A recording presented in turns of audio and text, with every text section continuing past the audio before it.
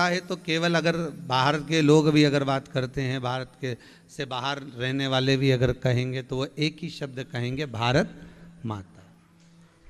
संस्कारों की देनी है, सभ्यताओं की देनी है, संस्कारों की देनी है, संस्कारों की जननी है। और जो सभ्यता संस्कार की देनी होती है, जो सभ्यता संस्कार की जननी होती है, उसी को माँ के नाम से संबोधन कहा जाता है, उसी को माता का संबोधन दिया जाता है।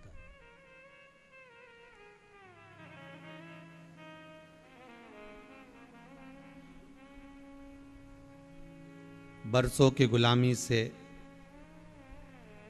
आज ही का दिन,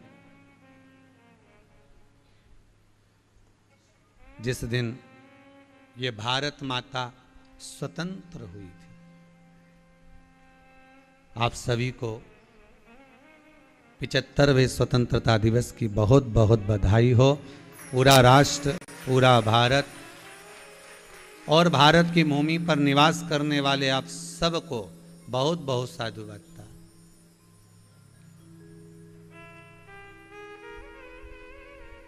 बस एक निवेदन रहेगा, आज स्वतंत्रता दिवस के अवसर पर जितने भी श्रोता भाई बहन, जितने भी भक्त इस पावन शिव महापुराण की कथा को श्रवण कर रहे हैं, शंकर के चरित्र को सुन रहे हैं, शंकर की कथा का अनुमोदन कर रहे हैं, शिव चरित्र को अपने भीतर उतार रहे हैं, उनसे मेरा केवल इतना सा निवेदन है कि शंकर की कथा तो सुनो और अपने जीवन में उतारो, मना नहीं है, पर शंकर की कथा के साथ में कुछ राष्ट्र, कुछ धर्म की रक्षा का भी भाव प्रकट करो।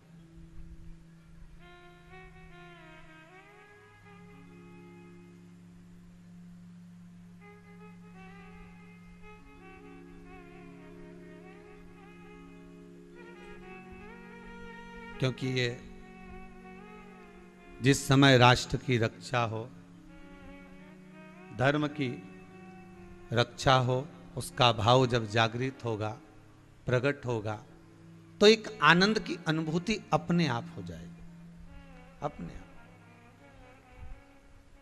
वो सुख अपने आप प्राप्त हो जाएगा। महाराज, इसलिए एक लाइन बड़ी सुंदर, जब देश में थी दिवाली वो मना रहे थे, जब देश में थी दिवाली वो खेल रहे थे होली, जब हम बैठे थे घरों में वो झेल रहे थे गोली। धन्य जवानी वो अपने, धन्य वो उनकी जवानी, जो शहीद हुए हैं उनकी जरा याद करो कुर्बानी। ए मेरे वतन के लोगों, जरा आँख में भर लो पानी, जो शहीद हुए हैं उनकी जरा याद करो कुर्बानी।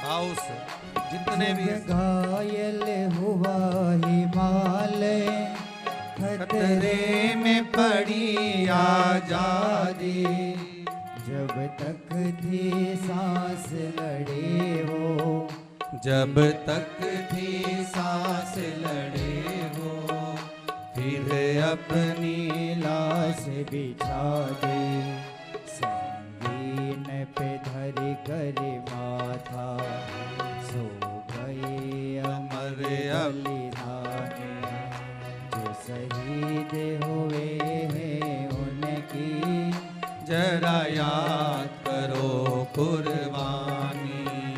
ए मेरे वतन के लोग,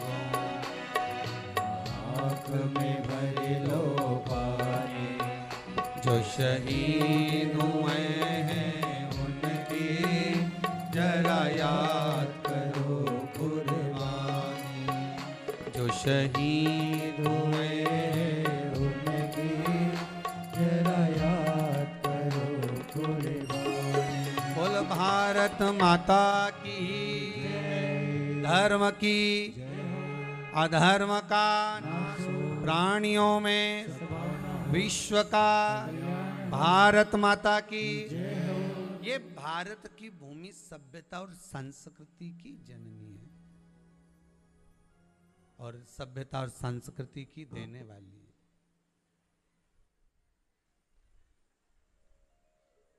और ये कोई साधारण सी भूमि नहीं है। फिर निवेदन करेंगे, बारंबार पहले भी कहा, फिर कहते हैं, बारंबार कहते हैं, ये कोई साधारण नहीं है महाराज जी। संस्कार जहां मिल रहे हैं, सभ्यता जहां मिल रही है, प्रेम वात्सल्य करुणा जहां मिल रही है, कोई सहज नहीं। एक गलती माता पार्वती से हुई, कौन सी हुई? जब माता पार्वती ने राक्षसों का संहार करने के लिए काली का रूप धारण करा, और काली का रूप धारण करा, उसके बाद में माता काली का रूप रखकर इतना क्रोध था माता के, इतना क्रोध था माता को, देवताओं ने भगवान शिव को भेजा कि आप जाइए और जाकर जरा क्रोध को शांत करिए।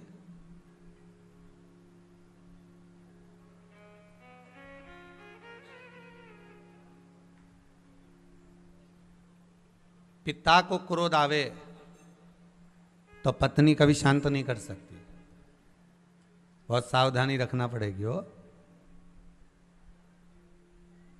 और तुम पहुंच गई तो और गुस्सा बढ़ जाता है, फिर तो पास में कहीं जूता वूता पड़ा हो ही नहीं तो और गुस्से में, या हाथ में मोबाइल पड़ा हो या कोई सामान पड़ा हो तो फेंक देता है, मार देता है, ये चलो यहां से। तो फिर क्या करना जाकर?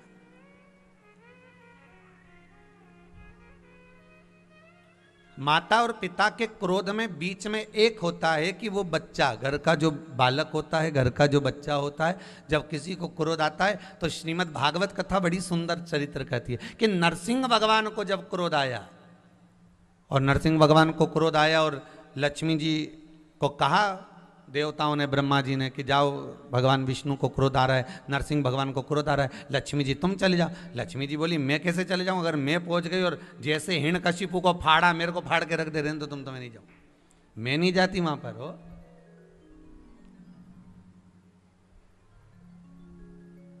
फिर लक्ष्मी जी ने कहा कि अगर क्रोध आ रहा है और कोई जाने वाला नहीं है, मान लो, और कोई नहीं जा सकता है, तो एक काम करा जाए कि घर का जो बच्चा है उसको भेजा जाए।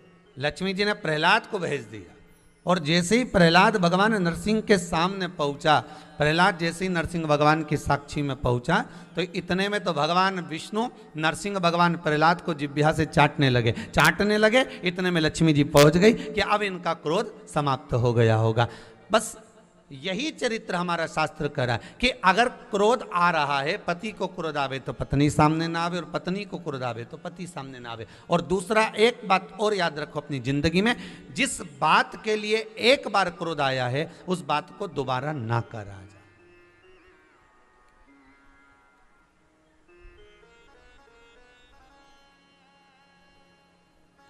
पर आदत है,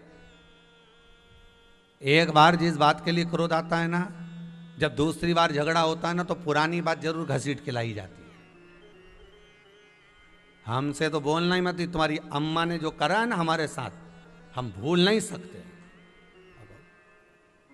तो पति बोलता है अम्मा को मरे हुए 2 साल हो गए और अभी भी लेकर बैठी है। तो क्या हुआ, अम्मा वहां चली गई तो क्या हम भूल जाएंगे जो हमारे साथ करा है? अरे अब तो छोड़ो, अब तो समाप्त करो। पर नहीं,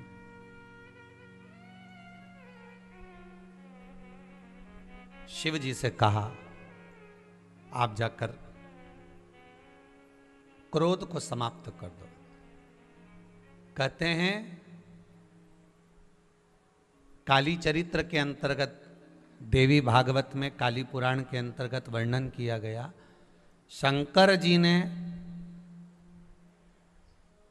48 घंटे तक लगातार डमरू का नाद किया है। काली चरित्र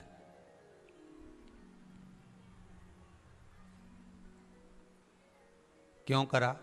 केवल क्रोध को शांत करने के लिए, क्योंकि पार्वती जी को भगवान शिव का डमरू बड़ा प्रिय था।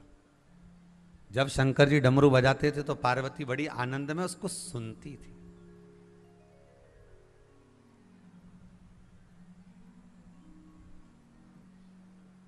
अब होता है कभी कभी पत्नी को क्रोध आवे तो पत्नी को जो प्रिय वस्तु हो कि इसको बाजार में से क्या क्या लाकर देना है, तो वो गुस्से में रहे तो तुम बाजार जाके कोई सामान थोड़ी ना ला सकते हो कि लेकर आ जाओगे कि मैं अभी आया, जलेबी इसको प्रिय जलेबी लेकर आता हूँ कि ये गुस्सा कर रही, जब तक जलेबी ला के दे देता हूँ। तो तुम्हारी जलेबी का इंतजार करेगी क्या वो? अब शिवजी डमरू बजा रहे हैं, भगवान शंकर डमरू का नाद कर रहे हैं और खूब डमरू भगवान शंकर ने बजाया।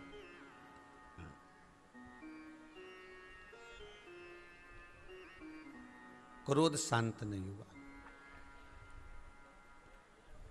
क्रोध समाप्त नहीं हुआ। और जब क्रोध समाप्त नहीं हुआ तब शिवजी ने देखा कि अब क्या करा जाए, अब क्या करूं मैं? 48 घंटे तक डमरू का नाद किया, त्रिशूल लेकर पार्वती के सामने, माता काली के सम्मुख में भगवान शिव इधर उधर उनको जो प्रिय लगता था वो क्रम भी करा, पर फिर भी क्रोध समाप्त नहीं हुआ। और आखिरी में वो क्रोध समाप्त नहीं हुआ तो शंकर भगवान ने देख लिया कि ये जहाँ चरण रख रही है वहाँ चरण रखने से बड़े बड़े विकराल खड्डे होते चले जा रहे हैं। शिव माता काली के सम्मुख में लेट गए, सो गए सामने। और जब सामने सोए, जैसे ही माता गुस्से में लाल होकर क्रोध कर रही थी और जो चरण माता ने रखा, रखते से ही माता की जिब्या बाहर निकल गई। मैंने ये क्या कर दिया? चरण हटाया, भगवान से प्रार्थना कर, चरण हटा लिया।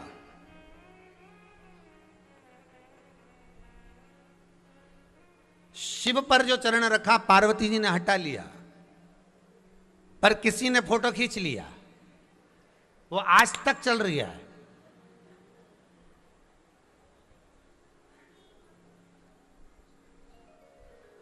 पार्वती जी ने कितना कितना अच्छा काम किया, माता काली ने कितना अच्छा काम करा, दुर्गा भवानी ने कितने अच्छे अच्छे काम करे, कितने राक्षसों का संहार करा, कितना विद्या अध्ययन कराया, कितना दान दिया, कितना पुण्य करा, कितना भजन करा, कितना सत्कर्म करा, कितनी विनती करी। ये फोटो नहीं खींचे गए, पर जहां शंकर के ऊपर पांव रखा फोटो खींच गया।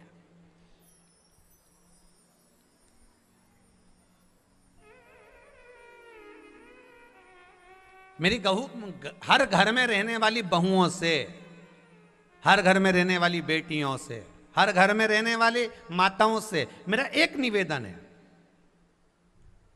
आप बोलो मना नहीं है, खूब बोलो मना नहीं है, पर अपने जीवन में कोई ऐसी वाणी मत बोलकर चले जाना जिससे वो वाणी दुनिया के लोग फोटो खींचकर रख लें और हर वक्त तुम कितना भी अच्छा काम कर लेना, कितना भी अच्छा उनके साथ व्यवहार कर लेना, फिर भी ले देकर वो समय फिर याद आ जाएगा कि इसने मेरे साथ ऐसा किया। वो फोटो खिंच गया, वो फोटो सामने आ गया जो माता काली की स्वयं शिव जी के ऊपर अपना चरण रखी, वो फोटो खिंच गया। आप जीवन में कितना भी अच्छा कर लेना किसी के लिए, पत्नी को आप कितना भी अच्छा व्यवहार रखो, पति के साथ कितना भी अच्छा व्यवहार रखो, पर आप नाते रिश्ते कुटुंब कबीले आप अपने कुटुंब, अपने बुजुर्ग आदि आदि के साथ कितना भी अच्छा व्यवहार कर लो, अपने मित्रों के साथ, अपने सहेलियों के साथ, अपने सखाओं के साथ में आप कितना भी अच्छा व्यवहार कर लो, पर आपने जिंदगी भर खूब दिया और अगर एक बार आपने अगर कोई बेकार काम कर दिया तो फोटो खिंच गया, बस वो फोटो खिंच जाता, और वो फोटो खिंच गया फिर वो जीवन में उतर गया। वो एक्सरे मशीन है, वो अंदर से उतार लेती है, फिर वो उस फोटो का तुम कितना भी अच्छा कर लेना, कितना भी भला कर लेना, फिर उसका कोई महत्व नहीं।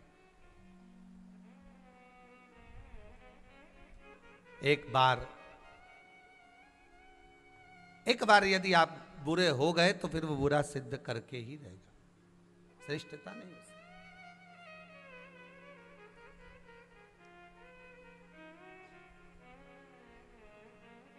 आज एक माता बड़ा सुंदर श्रृंगार कर कर गाय को केले खिला रही थी। अब गाय केला नहीं खाए, वो मुंह में फिर केला दे, गाय फिर केला नहीं खाए, ये फिर मुंह में केला दे, गाय फिर नहीं खाए। अब गाय इधर मुंडा करे, इधर मुंडा करे, और ये बढ़िया सिर पे पल्लू वल्लू लेके बढ़िया सज धज के बढ़िया खजूर वाली छोटी मोटी बना बुनू के और जोरदार आई, और खूब वहीं रोड पे बढ़िया प्रेम से बाजार में जहाँ गाय खड़ी थी वहीं पर वहीं केला देती जा रही हो, वहीं केले देती, और नहीं खाए। अब आधा घंटा हो गया, वो गाय परेशान हो गई, और गाय परेशान हुई तो उस गाय ने इसको फिर मारने के लिए दौड़ी, और दौड़ी तो ये भागी। अब ये तो भाग गई, वो गाय के पास में एक बैल खड़ा था, नांदिया। वह नांदिया ने, वो बैल ने गाय से पूछा, इतने प्रेम से वो तुझे केला खिला रही थी, क्यों नखरे कर रही थी, क्यों नहीं खा रही थी? गाय बोली, इसके दरवाजे पे रोज जाती हूँ, डंडा मार के भगा देती है, कभी रूखी रोटी तक नहीं देती, वो तो आज इसका जन्मदिन है इसलिए केला खिलाने आ गई थी।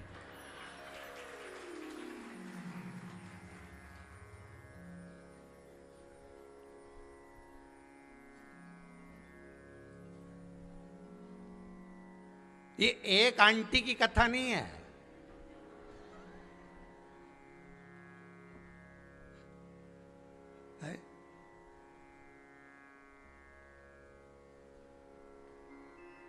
आज हमारी शादी की सालगिरह है, आज मैं गाय के एक रोटी खिलाऊंगी, आज मेरा जन्मदिन है, हॉस्पिटल में जाके मैं सारा मरीजों को केला बांटूंगी। ने 25 फोटो खिंचाई लिया, मरीज पलंग के ऊपर ये एक केला दे दिया, बेचारा मरीज मन में सोचा आज मेरे को पूरा ही मार डाला, अभी तक तो जिंदा भी था, एक केला दे के हमारी जिंदगी पूरी बर्बाद कर दी। फोटो खिंचवा के सब दूर फेसबुक पर डाल दिया कि हमने मरीज के केला दिया। अरे विदुरानी की कथा को याद कर लो, भगवान कृष्ण विदुरानी के घर पर आए थे, एक केला लेकर नहीं आई थी, 2 दर्जन केले उठा कर लाई थी।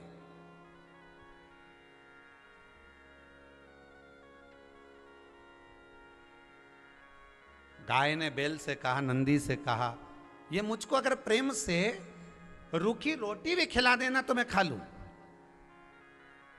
मैं इसके दरवाजे पर आकर अगर खड़ी होती हूं, ये मुझे रोटी ना भी देना चलेगा, पर मुझे डंडा मार के भगाए नहीं तो दुख होता है। और जब 16 श्राद्ध आते हैं तब मुझे रोटी देने के लिए ढूंढती फिरती है, जब इसका जन्मदिन आता है तो रोटी देने के लिए ढूंढती फिरती है, जब शादी की सालगिरह आती है तो केला देने के लिए ढूंढती फिरती है, और बाकी के समय मुझे डंडा मारकर भगा देती है, तो मैं भी काय को खाऊं?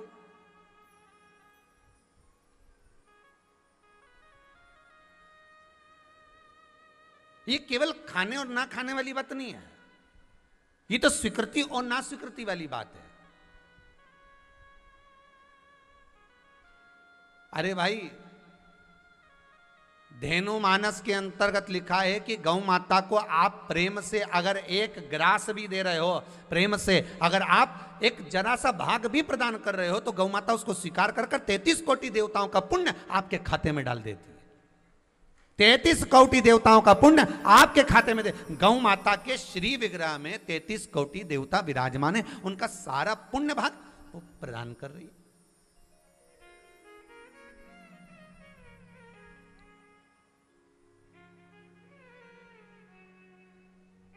33 कोटि देवताओं का पुण्य। पर निवेदन केवल इतना है कि जो दिया जाए वो प्रेम से दिया जाए। आपको पहले भी कथा में कहा, आप शंकर भगवान को अगर फूल दे रहे हो, पुष्प दे रहे हो, पंखड़ी दे रहे हो, बेलपत्र दे रहे हो, कुछ भी आप भगवान शंकर को अगर समर्पित कर रहे हो तो उसमें आपका प्रेम जुड़ा होना चाहिए। निर्मल मन सो मोहि प्रेम दीजिए।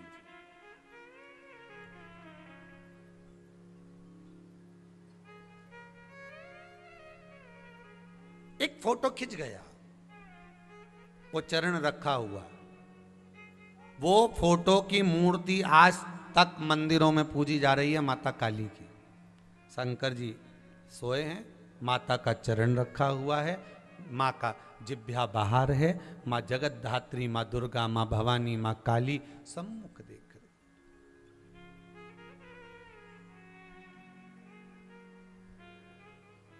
पर कभी आपने विचार करा, एक गलती माता से हो गई थी और उसका प्रायश्चित करने में माता को कई साल लग गए थे, कई वर्ष।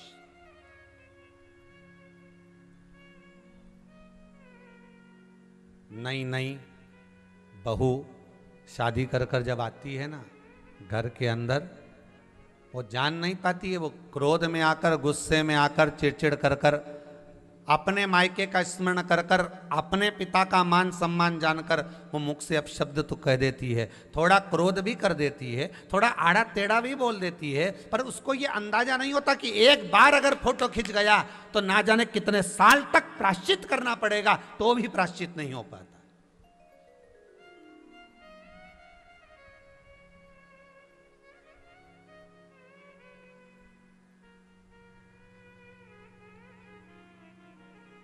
कितने वर्ष तक आप प्रायश्चित कर रहे हो? तो माता काली ने चरण तो एक बार रखा था, वर्षों वर्ष, हजारों वर्ष तक माता काली तप करती रही। माता काली वन वन भ्रमण करती रही। आखिरी में व्यास नदी के तट पर जाकर माता काली ने जो साधना करना प्रारंभ करी कि मेरे पांव रखा गए मेरे स्वामी के ऊपर, मुझसे गलती हो गई, गलती हो।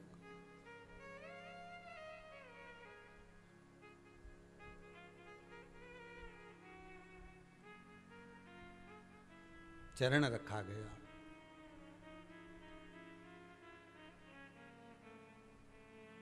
अब ये चरण रखा तो गया है, अब इसकी क्षमा याचना जो माता ने करा व्यास नदी के तट पर, जब क्षमा याचना करने के लिए तब साधना में माता काली डूब गई, तब शिव को आना पड़ा, तब भगवान शंकर को वहां प्रकट होना पड़ा। शिव जी ने पूछा, कालका, एक काली, तू इतने सालों से एक कालका, ए पार्वती, ए जगदम्बा, ए शैलपुत्री, ए उमा, ए कात्यायनी, कुष्मांडा, चंद्रघंटा, स्कंदा, ये तो बता कि तुझे इतने वर्ष तप साधना में लग गए।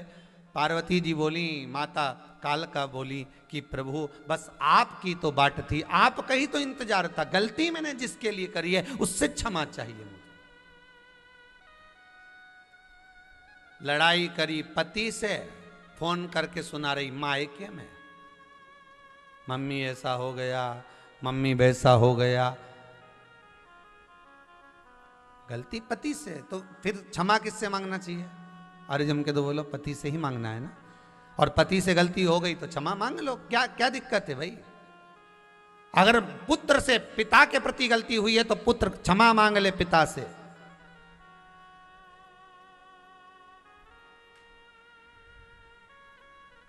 झुकने में कुछ बिगड़ा है किसी का कभी? अरे बोलो तो सही, झुकने में किसी का कुछ बिगड़ा हो तो बता देना संसार में है। वो बाबा रामदेव जी रोज सुबह टीवी पर 5 बजे से बस यही तो सिखाते हैं कि झुक लो, कहीं इधर कहीं उधर, बस झुक लोगे तो ये शरीर भी ठीक बना रहेगा। और अगर इस संसार सागर में छोटे बनकर झुककर जितने चलोगे तो संसार में उन्नति की ओर बढ़ते चलोगे। आप झुको तो सही, प्रेम से, करुणा से, वात्सल्यता से, स्नेह से, थोड़ी सी नम्रता होना चाहिए, थोड़ी सी करुणा अपने भीतर होना चाहिए। हम नहीं झुक पाते, हमारा क्रोध हमें झुकने नहीं देता।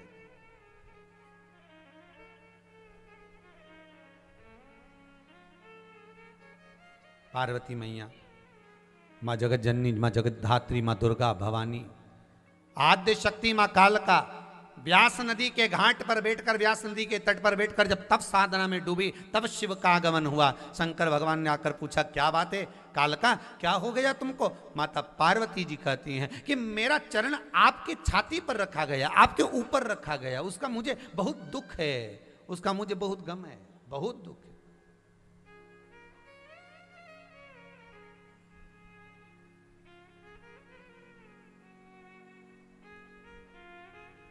शिव जी कहते हैं, इसमें तुम्हारी कोई गलती नहीं है, क्योंकि देवताओं ने मुझे भेजा था केवल क्रोध को शांत करने के लिए, इसमें तुम्हारी कोई गलती नहीं है। देवता अगर भेज रहे हैं तो मुझे भेज रहे हैं, वो तो गलती मेरी है कि मेरे को प्लानिंग दूसरी करना थी कि क्रोध कैसे शांत करना है, पर गलत प्लानिंग हो गई, मैं जमीन पर सो गया और तुम्हारा चरण रखा गया। कितनी उदारता मेरे भोलेनाथ में, कितनी करुणा मेरे शंकर में, और केवल शिव में ही नहीं, ब्रह्मा विष्णु और महेश की उदारता का अगर चरित्र देखना है तो एक चरित्र और मिलता है। भृगु बाबा का आगमन, भगवान शेषनाग की सैया पर शयन, लक्ष्मी जी चरण दबा रही हैं,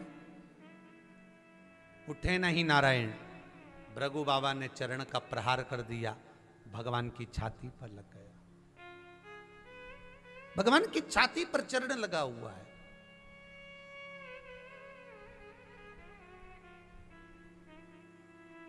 भगवान विष्णु उठे, लक्ष्मी जरा दौड़ कर जाइए, जल्दी से चंदन का कटोरा लाइए, जल्दी जाओ दौड़कर चंदन का कटोरा लेकर आइए। लक्ष्मी जी दौड़ कर गई, चंदन का कटोरा लाई, लाओ नाथ, मैं आपकी छाती पर चंदन लगा देती हूं, क्योंकि भृगु बाबा का चरण आप पर लग गया है, मैं अभी आपको चंदन लगा देती हूं। भगवान बोले, चंदन का कटोरा मुझको दे दे, लक्ष्मी लाओ मुझे दो। लक्ष्मी जी बोली, मैं लगाती हूं ना आपको। नहीं नहीं, मुझे चंदन तुझसे लगवाना नहीं है, मुझे लगाना है। किसको? भृगु ऋषि को बिठाया शेषनाग की सैया पर, भगवान उनके चरण में चंदन लगा रहे हैं। लक्ष्मी जी बोलती हैं, प्रभु चोट आपको लगी होगी क्योंकि लात आपको मारी है। भगवान कहते हैं, मेरे हृदय में तो भक्त विराजमान है और आज भक्त ही मेरे द्वार पर खड़ा हुआ है, तो चोट किसी दूसरे को नहीं लगी, जो भक्त दिल में बैठा था उसी भक्त को चोट लगी है, इसलिए चंदन उस भक्त को लगाया जा। जो मेरे हृदय चित्त में बैठा हुआ है, जो मेरे मन में बैठा हुआ है, संत साधु सन्यासी तपस्वी साधक उपासक, ये जितने मेरे हृदय में बैठे हुए, चोट इनको लगी है।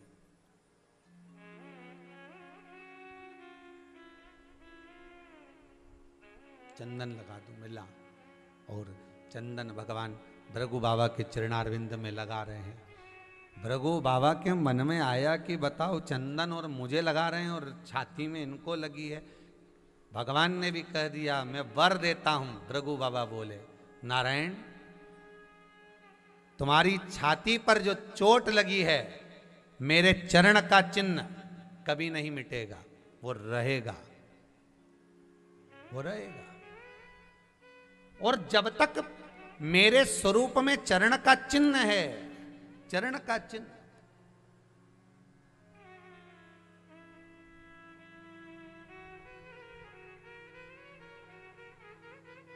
संसार के लोग जब आपके स्वरूप की पूजन करेंगे, संसार के लोग जब आपका स्नान कराएंगे, मेरे चरण का चिन्ह आपकी छाती पर है।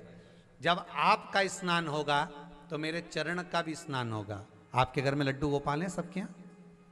जितने लोग आस्था पर कथा सुन रहे हो, जितने लोग फेसबुक यूट्यूब पर कथा सुन रहे हो, कुबेरेश्वर बाबा की इस धरा से कथा सुन रहे हो, आपके घर में लड्डू गोपाल होंगे, तो लड्डू गोपाल की अगर स्वरूप देखेंगे कपड़े हटाकर, तो भगवान का चरण का चिन्ह उनकी छाती पर आपको नजर आएगा। प्रत्येक ठाकुर जी के, प्रत्येक राम जी, प्रत्येक कृष्ण जी, अर्थात जितने ठाकुर का स्वरूप होता है, भगवान विष्णु की जिस मूर्ति का आप दर्शन करेंगे, उनकी छाती पर तुम्हें चरण का चिन्ह मिलेगा, वक्षस्थल पर चरण मिलेगा। तो भगवान भृगु ने कह दिया, आपकी छाती पर मेरा चरण का चिन्ह रहेगा। दुनिया के लोग जब आपका स्नान कराएंगे, तो आपके तो स्नान का जल उनको प्राप्त होगा, पर मेरे चरणारविंद का जल जब उनको प्राप्त होगा तो उनके हृदय में भक्ति का संचार होगा और नारायण का दर्शन होगा। भक्ति का संचार के लिए मैंने ये चरण का चिन्ह आपकी छाती पर, आपके वक्षस्थल पर आपको दे दिया। ये चरण का चिन्ह मैंने आपको दिया, ये चरणारविंद का चिन्ह आपको प्रदान कर दिया।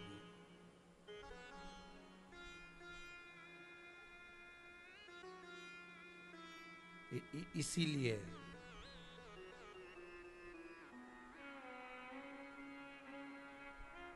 भगवान के चरणों की रज, भगवान के चरणों का जो सुख है वो सुख,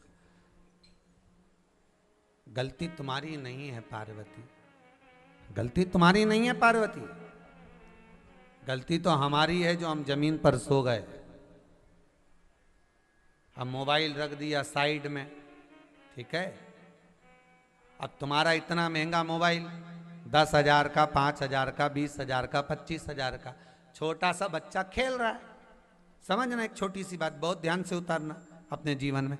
छोटा सा बच्चा खेल रहा है और खेलते खेलते उसने लात रख दी उस मोबाइल पर और उसका कैमरा फूट गया, टूट गया,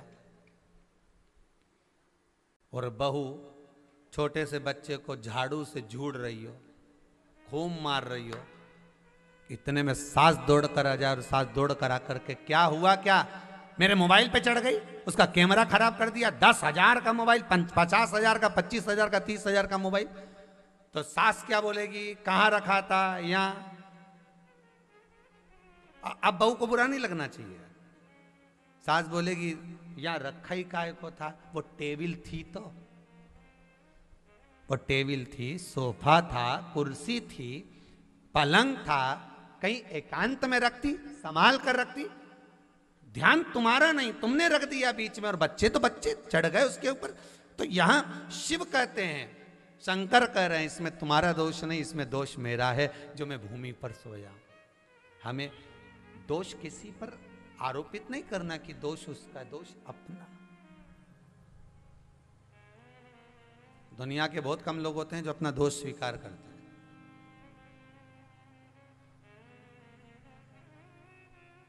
दोष मेरा है, दोष हमारा है।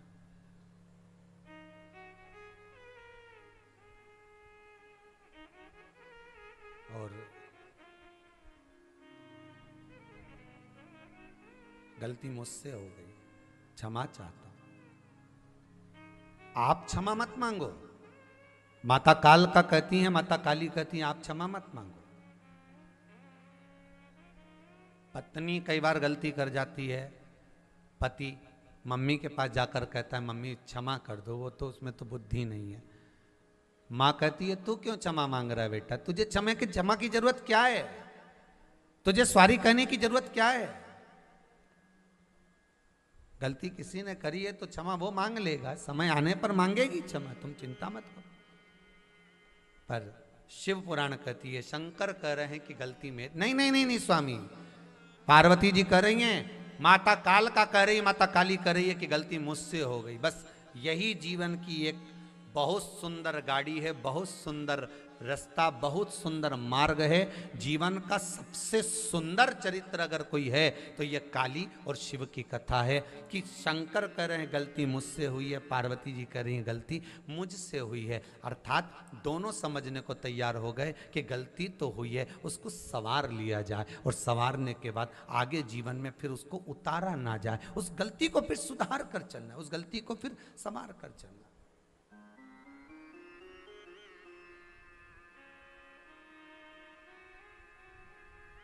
उस गलती को फिर किसी ना किसी रूप में हम जब सवार कर चलेंगे, सुधार कर चलेंगे, तो वो गलती संवरेगी, सुधरेगी।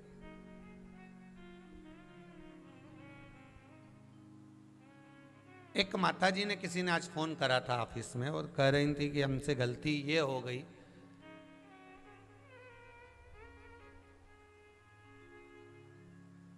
कि हम शंकर जी के मंदिर में जाते थे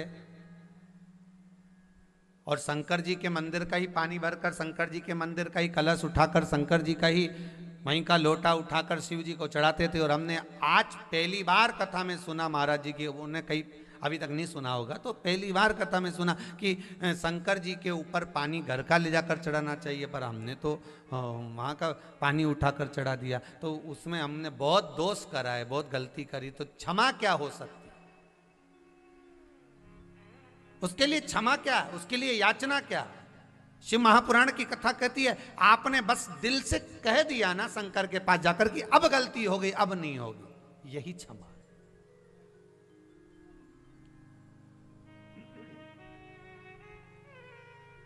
आप जाकर बोल दिए जब शिव जी के पास में कि भोलेनाथ मुझसे गलती हो गई महाराज।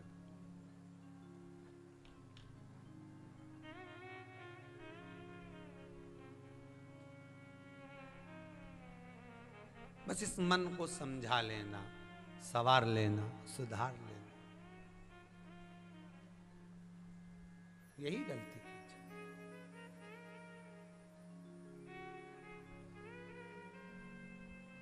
समझाना बड़ा मुश्किल है,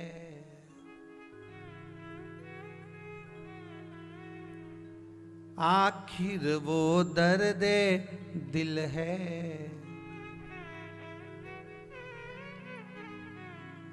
सच्चा दरबार सजा है, ये भोले की महफिल है। सच्चा दरबार सजा है, ये भोले की महफिल है। नैनों को भोले बाबा का, नैनों को भोले बाबा का दीदार चाहिए। वो काशी रहने वाला भोलानाथ चाहिए।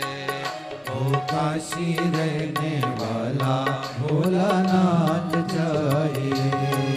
वो काशी रहने वाला भोलानाथ चाहिए। वो काशी रहने वाला भोलानाथ चाहिए। मेरे इस पगले दिल को, मेरे इस पगले दिल को, मेरे इस पगले दिल को, मेरे इस पगले दिल को आधार चाहिए। वो काशी रहने वाला भोलानाथ चाहिए। वो काशी रहने वाला भोलानाथ चाहिए।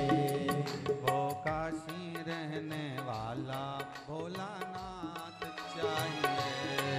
वो काशी रहने वाला भोलानाथ चाहिए। आओ उसे दोनों हाथों से ताली से बजाते हैं। इसकी आवाज बढ़ाओ, उनकी डाउन करते हुए इसकी बढ़ाइए। भाव से दोनों हाथों से।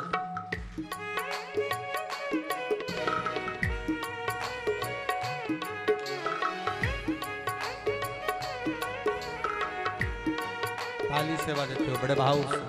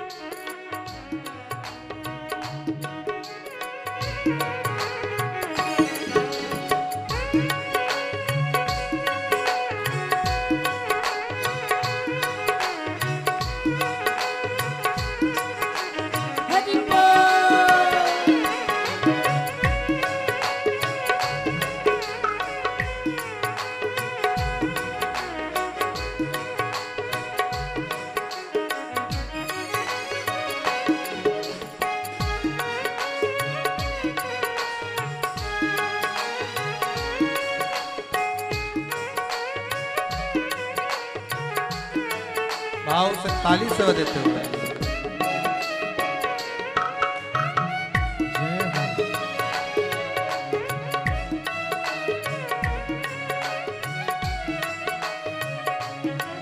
समझाना बड़ा मुश्किल है, समझाना बड़ा मुश्किल है। आखिर वो दर्द दिल है, आखिर वो दर्द दिल है। सच्चा दरबार लगा है ये कान्हा की महफिल है। सच्चा दरबार लगा है ये कान्हा की महफिल है। सच्चा दरबार लगा है ये कान्हा की महफिल है। सच्चा दरबार लगा है ये कान्हा की महफिल है। नैनों को भोले बाबा का हो, नैनों को डमरू वाले का दीदार चाहिए। वो काशी रहने वाला भोलानाथ चाहिए। वो काशी रहने वाला भोलानाथ चाहिए। वो काशी रहने वाला भोलानाथ चाहिए। वो काशी रहने वाला भोलानाथ चाहिए। नैनों को भोले बाबा का हो, नैनों को भोले बाबा का दीदार चाहिए। वो काशी वाला भोलानाथ चाहिए। वो काशी रहने वाला भोलानाथ चाहिए। वो काशी रहने वाला भोलानाथ चाहिए। वो काशी रहने वाला भोलानाथ चाहिए। जय हो।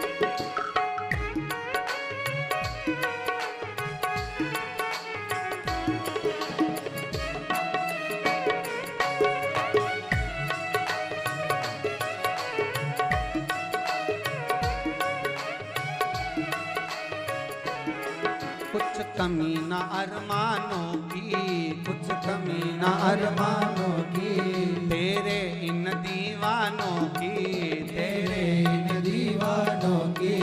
मुझको मदहोश बनाए एक तार तेरे नैनों की। मुझको मदहोश बनाए दिल नाच उठे वो, दिल नाच उठे वो काशी दीदार चाहिए। वो काशी रहने वाला भोलानाथ चाहिए। वो काशी रहने वाला भोलानाथ चाहिए। वो काशी रहने वाला भोलानाथ चाहिए। वो काशी रहने वाला भोलानाथ चाहिए। नैनों को डमरू वाले का, नैनों को डमरू वाले का दीदार चाहिए। वो काशी रहने वाला भोलानाथ चाहिए। वो काशी रहने वाला भोलानाथ चाहिए। वो काशी रहने वाला भोलानाथ चाहिए। वो काशी रहने वाला भोलानाथ चाहिए। वो काशी रहने वाला भोलानाथ चाहिए। वो काशी रहने वाला भोलानाथ चाहिए।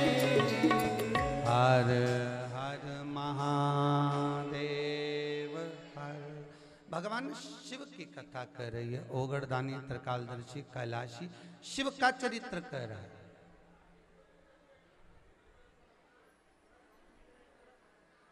शंकर का अनुमोदन कर रहा है, शिव चरित्र कर रहा है। महाराज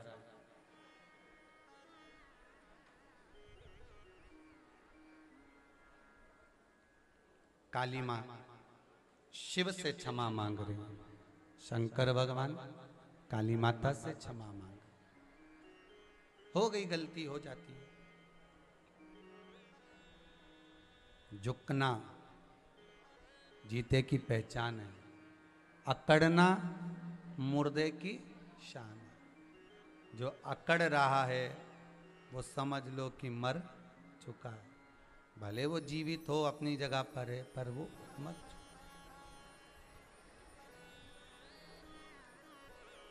वो मर चुका, उसका अहंकार, उसकी अभिमानता, उसकी अकड़ मरे के तुम। शिव चरित्र का एक पात्र में अगर थोड़ा सा दूध भी हमने लेकर, थोड़ा सा दूध का भाग अगर हम लेकर शिव के दरवाजे तक जा रहे हैं, शंकर की चौखट तक अगर हम पहुंच रहे हैं,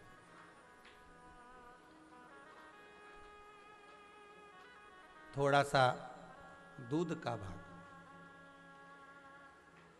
थोड़ा सा जल का भाग, थोड़ा दही का भाग, थोड़ा सा शहद, थोड़ा सा घृत, थोड़ी सी शक्कर अगर हम लेकर शंकर के दरवाजे तक जा रहे हैं, तो उसमें आप तो शिव को समर्पित कर रहे हैं, पर जो पात्र आपका वापिस आ रहा है, उस पात्र में बाबा क्या देकर भेज रहा है, ये बाबा ही जानता। आपने तो केवल समर्पित कर दिया, पर देने वाला तो शिव है। देने वाला तो शंकर है। मेरा वो घड़दानी मेरा शिव है। देखिए, सती माता के भस्म होने के बाद, डीले कम करो, सती माता के भस्म होने के बाद जो माता पार्वती हिमालय राज के घर में प्रकट हुई हैं, हिमालय राज के घर में जन्मी है, तो ये कोई माता पार्वती कोई साधारण तो है नहीं। पितरों के घर की बेटियों की बेटियां हैं ये।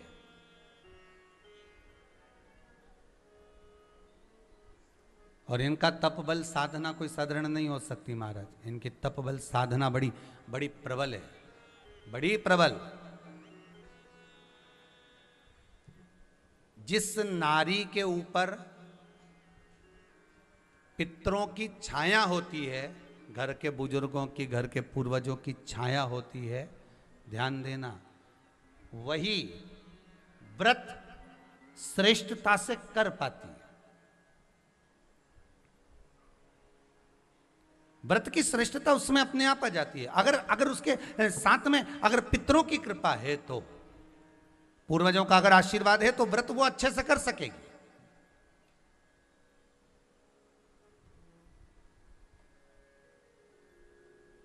और सहज भाषा में समझ लीजिए, बहुत अच्छे से समझना इस बात को, कि मान लो, एक सरल भाषा में आप और अच्छे से समझिए उसको, बहुत अच्छे से, कि जिस व्रत के दिन आपका उपास है, सोमवार का, मंगलवार का, बुधवार का, गुरुवार का, तीज का, चतुर्थी का, पंचमी का, छठ का, किसी का भी अगर आपका व्रत है, और उस व्रत वाले दिन यदि आपको क्रोध आ रहा है, व्रत वाले दिन अगर आपकी प्रवृत्ति चिड़चिड़ी हो रही है, क्रोध आ रहा है, अपशब्द निकल रहे हैं, रोना आ रहा है, क्रोध आ रहा है, बहुत सारे परेशानी उसी दिन तुम्हारे सामने आ रही है, समझ लेना कि तुम्हारे घर के पितृ भूखे जरूर है, अन्न भाग मांग रहे हैं।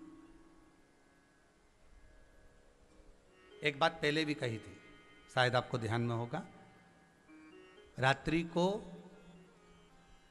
सोने के बाद, विश्राम के बाद, एक बार कहा था, आप लोगों को याद होगा, कि सोने के बाद में 2 घंटे के अंदर अगर आपकी नींद खुलती है, और खुलने के बाद यदि आपको भूख लग रही है, प्यास लग रही है, तो समझ लेना कि आपके पितर, आपके पूर्वज भूखे हैं, अन्न का भाग मांग रहे हैं, पानी पीने को मांग रहे हैं। उससे नहीं समझ सकते तो व्रत से समझो।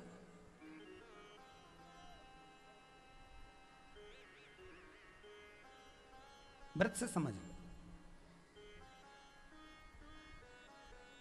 मान लो आपने व्रत किया और आपकी प्रवृत्ति चिड़चिड़ हो रही है, क्रोध आ रहा है, अपशब्द निकल रहे हैं, ताने निकल रहे हैं, या कोई कुछ कहकर चले गया और आपकी आंखों में अश्रु भर रहे हैं, आपकी आंखों में आंसू आ रहे हैं, तो वो श्रेष्ठ व्रत नहीं हो सकता, उसमें दुख है।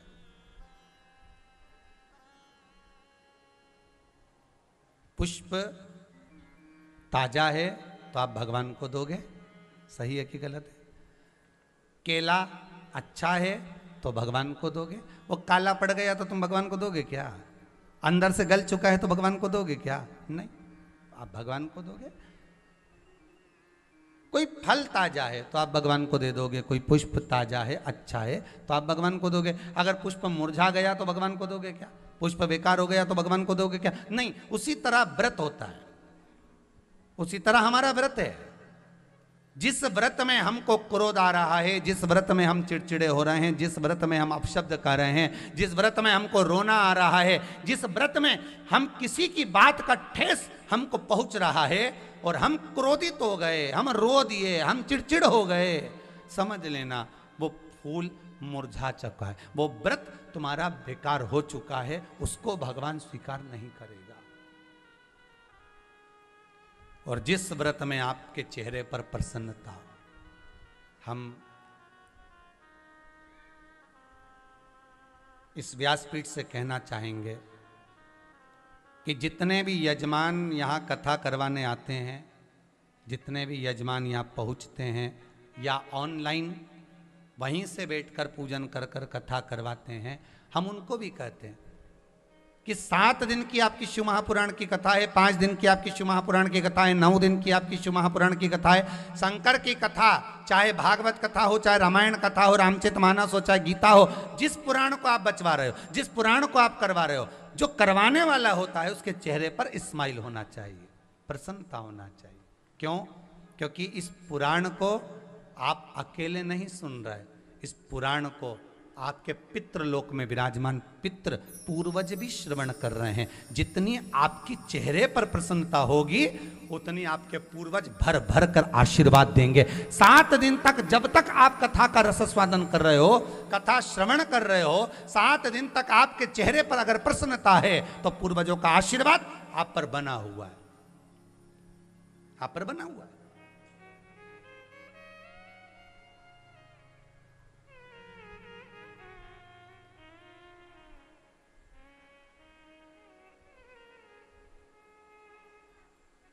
सोमानी जी, राठी जी, मैं एक बात कहूंगा, आप राठी परिवार, सोनी परिवार, सोमानी परिवार, तोशनीवाल परिवार, बियाणी परिवार जो कथा करवा रहा है बाहर से ऑनलाइन शिव पुराण, एक बात कहूंगा कि इस शिव पुराण का कुछ तो ऐसा प्रमाण है, शंकर की कथा का प्रमाण कुछ ऐसा है कि जो यजमान, जो व्यक्ति एक बार इस कथा को भले ऑनलाइन कराता है, चाहे वो यहाँ बैठ कर कराए, पर एक बार अगर करा कर चले जाता है तो दूसरी बार वो शीघ्र आकर कथा करवा लेता है। यहाँ का प्रमाण ही कुछ ऐसा, इस शिवपुराण का कुछ कृपा ही ऐसी।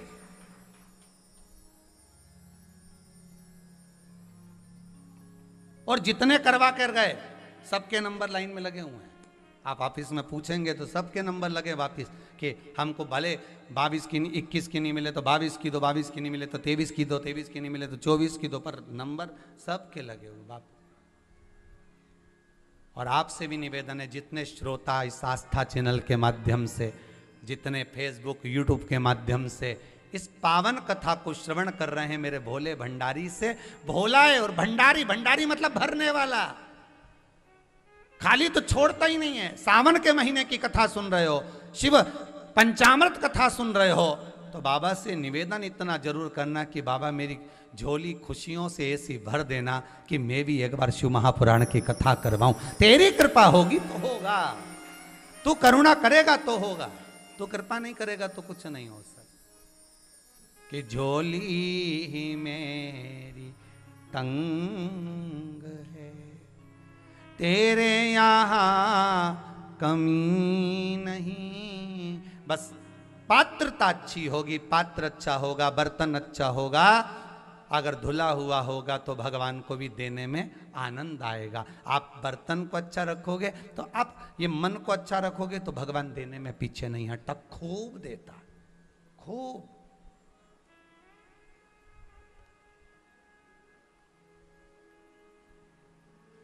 वो देने में कमी नहीं रखता। फिर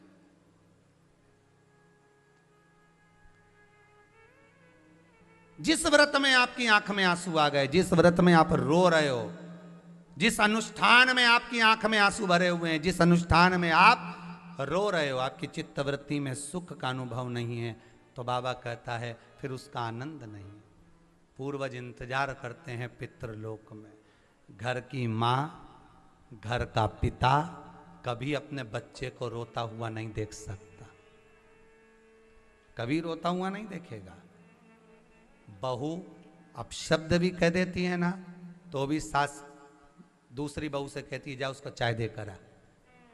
तो दूसरी बहू कहती है माँ अभी तो झगड़ा करके गई आपसे, अभी आड़ा टेढ़ा बोल रही थी और चाय पहुंचा रही हो। पागल है, उसमें तो अक्कल नहीं है, तू तो समझदार है ना, चाय दे क्या, जा चाय दे। तो इतना बोल रही थी वो, तो मैं तो कुछ खाऊंगी नहीं, भले नहीं खाए, अपना काम है ना, तो चाय दे करा जा।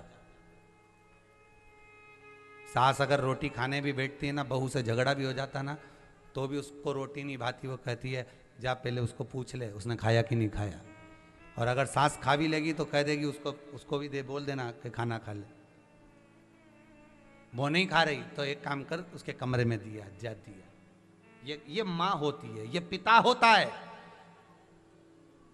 गलती हो गई ना तेरे से बेटा, थोड़ी सी गलती हुई है ना, तो चिंता मत कर, जा हो गया ना, हो जान दे, देखा जाएगा। तू जा संभाल, आगे जाके वापिस फैक्ट्री संभाल, वापिस काम संभाल, वापिस दुकान संभाल, हम देख लेंगे, जाओ तुम जाओ। पिता माता,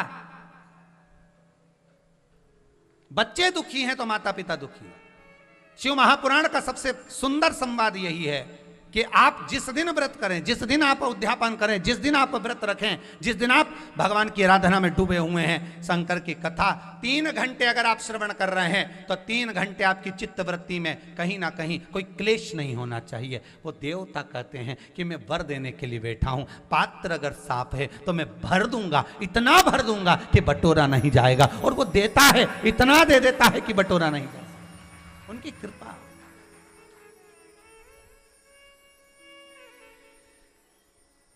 वो कृपा है।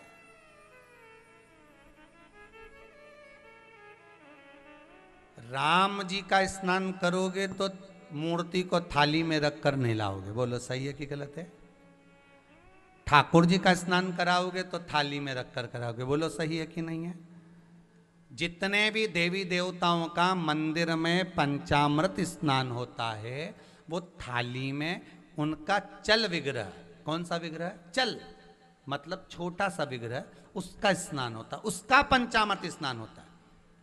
कभी तुमने अभी ये जन्माष्टमी आएगी टीवियों पर, जब भगवान का सुंदर जन्म का दर्शन कराएंगे, तो आप किसी भी मंदिर का दर्शन अगर आपको टीवी पर कराएंगे तो आप बड़ी मूर्ति का स्नान करता हुआ दिखाएंगे। भगवान की छोटी चल मूर्ति, पीतल की, तांबा की, सोना की, चांदी की या छोटी पाषाण की, जो भी मूर्ति होगी वो चल मूर्ति, जो झूले में रख दो, यहां रख दो, वहां, उसका स्नान करते हुए बताएंगे, पर बड़ी मूर्ति का स्नान करते हुए नहीं बताएंगे।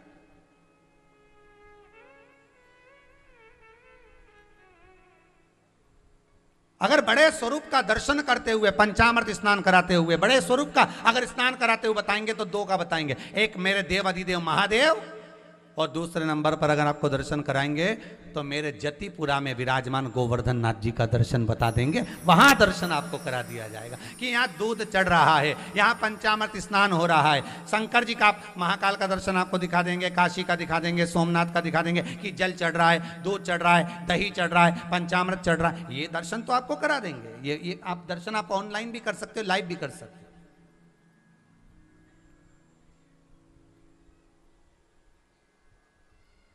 पर बाकी के स्वरूप का दर्शन आपको कहीं कराया क्या?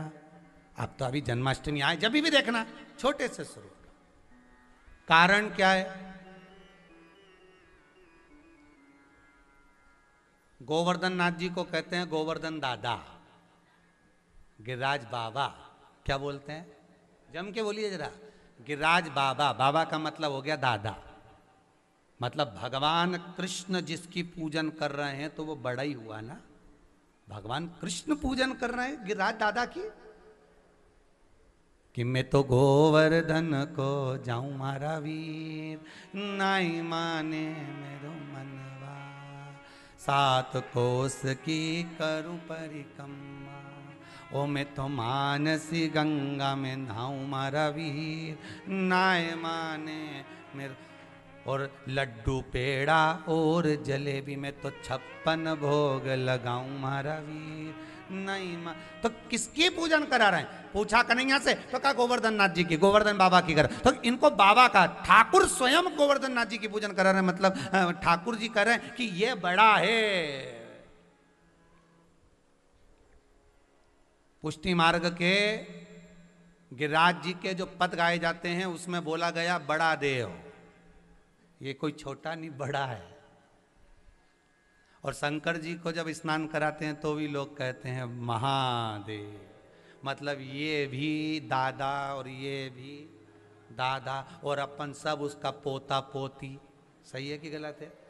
अब दादा की गोद में अगर बैठोगे, दादा के पास जाओगे तो दादा कोई आशीर्वाद नहीं देते।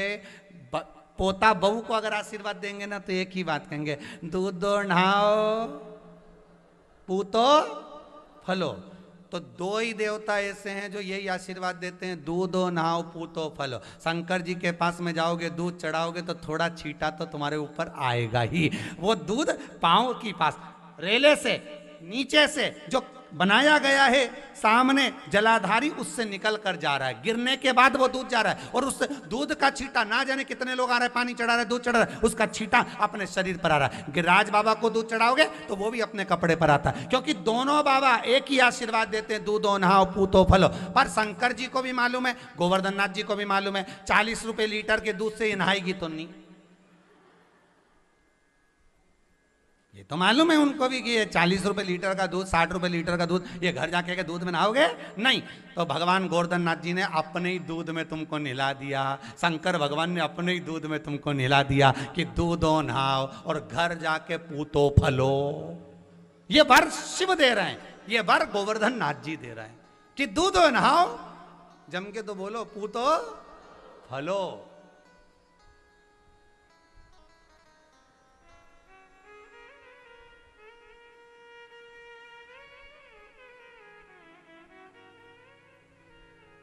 रोज रोज आप में से कितने लोग हैं जिनके घर में लड्डू गोपाल हैं? आप रोज रोज क्या लड्डू गोपाल का दूध से स्नान कराते हो? रोज रोज पंचामृत स्नान कराते हो? नहीं। पर शंकर भगवान अगर आपके घर में विराजमान है तो मन में आ जाता है थोड़ा सा दूध चढ़ा दूं, थोड़ा सा निकाल देना कटोरी में। अभी तपाना मत ही, तपाए ना तो थोड़ा सा दूध कटोरी में निकाल दे। शंकर जी के लिए तुम्हारे पास हर सोमवार हर मन में आ जाता है कि चलो शिव जी को दूध चढ़ा दूं। पर कभी तुमने सोचा कि शनि महाराज की मूर्ति है, इसके निभा दूं, पितृ देवता की मूर्ति, इसको दूध में रोज नहवा दूं? नहीं, उनको कभी कभी, पर इनको रोज रोज। भाव जागृत हो रहा।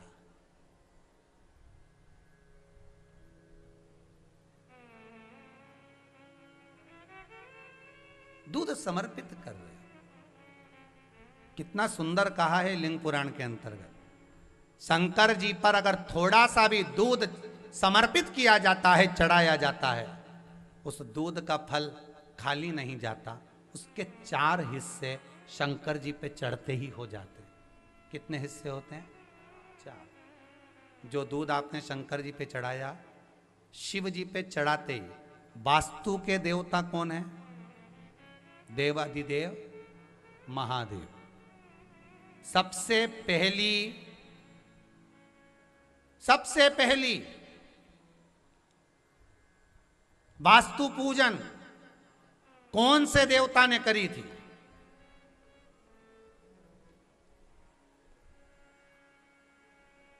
कोई आपसे पूछ ले तो आपको बता देना चाहिए। शंकर भगवान ने करी थी। कब करी थी? जब माता लक्ष्मी के घर में माता पार्वती घूमने के लिए गई और पार्वती मैया जैसे ही लक्ष्मी जी के यहाँ पहुंची और लक्ष्मी जी ने पार्वती का हाथ पकड़कर कहा, क्यों पार्वती आ गई? आज आ गई तेरे से मिलने के लिए, दोनों बेस्ट फ्रेंड, अच्छी सहेलियां। पार्वती, सोने के पर्ण कोटे हैं, सोने के कलश लगे हैं, सोने का मंडप, सोने की तोरण, सोने की कालीन, देखा मेरा वैकुंठ? और एक तेरा पति गुफा में भस्मी लपेट के रे, सोने का तो गहना ही नहीं, इसलिए फूल के पहन के तू रे। पार्वती ने कहा, देखो फालतू की बात करो मती, हमारे पति को कुछ बोलना मती, चल और चल। सोने के हाथी, सोने के घोड़े, सोने का कालीन, सोने के तोरण सब दिखाए। पार्वती के हृदय में बड़ा ठेस पहुंचा। पार्वती एक क्षण नहीं रुकी, सीधे कैलाश पर आ गई। शंकर भगवान नेत्र बंद करके तब साधना कर रहे थे। शंकर जी को सब मालूम था कि चिड़चिड़ करके आई है, ने दूसरे के घर के दिवाली पे पर्दे देखी आई है। शिव जी के सब मालूम था, शंकर जी नहीं बोले। और ये आई और धमक कर बैठी शंकर जी के पास में, तुरंत शिव जी नहीं बोले, ये और बाजू में खसकी। शंकर जी उधर खसक गए, बोले नहीं है, ये और खसकी, शिव जी और खसक गए। शंकर जी ने मन में सोचा, पत्थर पे बैठा हूं, रोड पे नहीं कि अपन कभी भी खसक लो। है? रोड पे बैठा हुआ व्यक्ति तो खसकता जाए, पत्थर पे बैठा हुआ व्यक्ति ज्यादा खसकी जाने नहीं टपकी जाए नीचे। अब शिव जी और खस गए। पार्वती जी ने देखा है तो बात ही नहीं कर रहे, तो एक लोटा पानी लेके हर हर। शंकर जी के नेत्र खुले। शिव जी ने पूछा, क्या बात है पार्वती, क्या हुआ? आज तुम बड़ी गुस्से में दिख रही हो, हुआ क्या? तुम तो तुम्हारी लक्ष्मी सहेली के घर गई थी। प्रभु, मैं कहीं भी गई हूं मुझे नहीं मालूम, पर मुझे एक सोने का महल बनवा दो। शंकर जी ने कहा, मेरे को पहले ही मालूम था, पर्दे की डिजाइन देखी आई है, मुझे पहले ही मालूम था, ये देख के आई है। मुझे सोने का महल बनवा दो। भगवान बोले, अपन यहां अच्छे से रह रहे हैं तो सोने के महल में क्या मतलब है? नहीं नहीं नहीं, बनवाना तो पड़ेगा। जिद पकड़ ली, समझाया शंकर जी ने, नहीं मानी। तब विश्वकर्मा जी को बुलाया, शंकर जी को प्रणाम करा। विश्वकर्मा जी ने, बताओ प्रभु क्या बात है? इतने में पार्वती जी बोली, बस सुनार की दुकान पे पहुंच गए, इसके बाद पति कुछ नहीं बोलता, यही बोलती है। विश्वकर्मा जी आ गए, शंकर जी ने बोलना बंद कर दिया, पार्वती जी कहना चालू करी। बैकुंठ देखा है? हाँ, उससे 1000 गुना सुंदर मेरा महल होना चाहिए। बैकुंठ क्षीर सागर में है, मेरा सुंदर समुद्र के बीचों बीच होना चाहिए। सोने के पर्णकोटे, सोने का महल, सोने के तोरण हो, ऊपर से सोना नहीं लगाना, ईंट भी सोने की होना चाहिए। जी माता जी, बना दूंगा। हीरे, पन्ना, रतन, माणिक, मोती जड़े होना चाहिए। जी माता जी, बना दूंगा। जाओ तैयारी करो।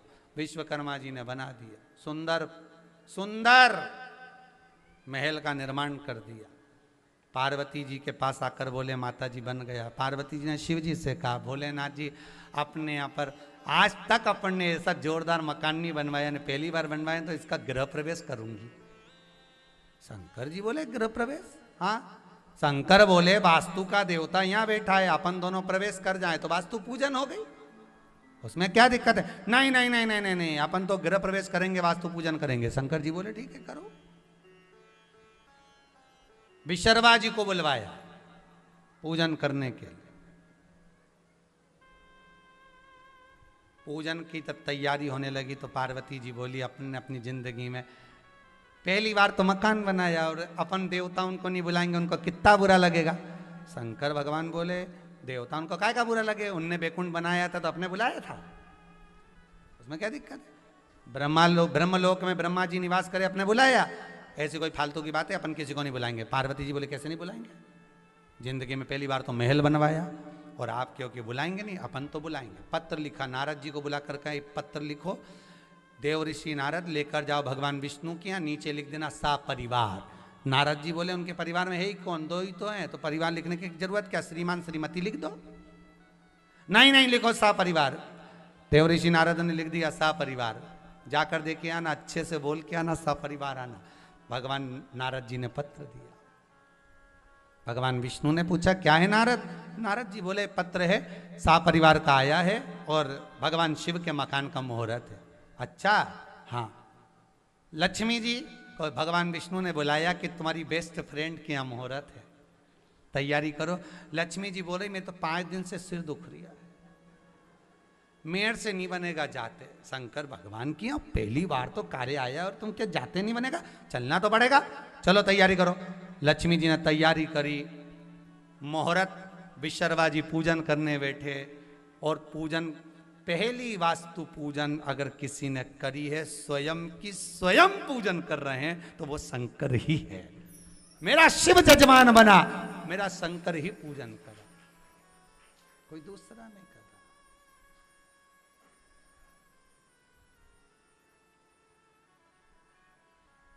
शंकर पूजन करा रहे हैं। शंकर ही वास्तु के देवता हैं, शंकर ही पूजन कराने वाले हैं, शंकर ही पूजन कर रहे हैं। पूजन चालू हो, पार्वती जी को बुलाया, विश्वकर्मा जी ने चला जाओ बैठ जाओ। पार्वती जी बोली अभी नहीं बैठूंगी। शंकर भगवान बोले बैठ भी नहीं सकती, इसकी तो बेस्ट फ्रेंड नहीं आई, कहां से बैठे? जब सहेली आएगी तब बैठेगी, अब आई तो है नहीं। थोड़ी देर में गरुड़ पर दिखे नारायण लक्ष्मी, मेरे प्रभु जब दिखे, पार्वती मैया खुश हो गई। शंकर भगवान बोले अब तो चल, तेरी सहेली आ गई। अभी रुको स्वामी। वो जैसे ही आई, भगवान विष्णु को तो भगवान शंकर ले गए, लक्ष्मी जी को पार्वती ले गई। सोने के पर्णकोटे देख, सोने की तोरण, सोने का कलश, सोने के मंडप, ईंट भी लगी सोने की।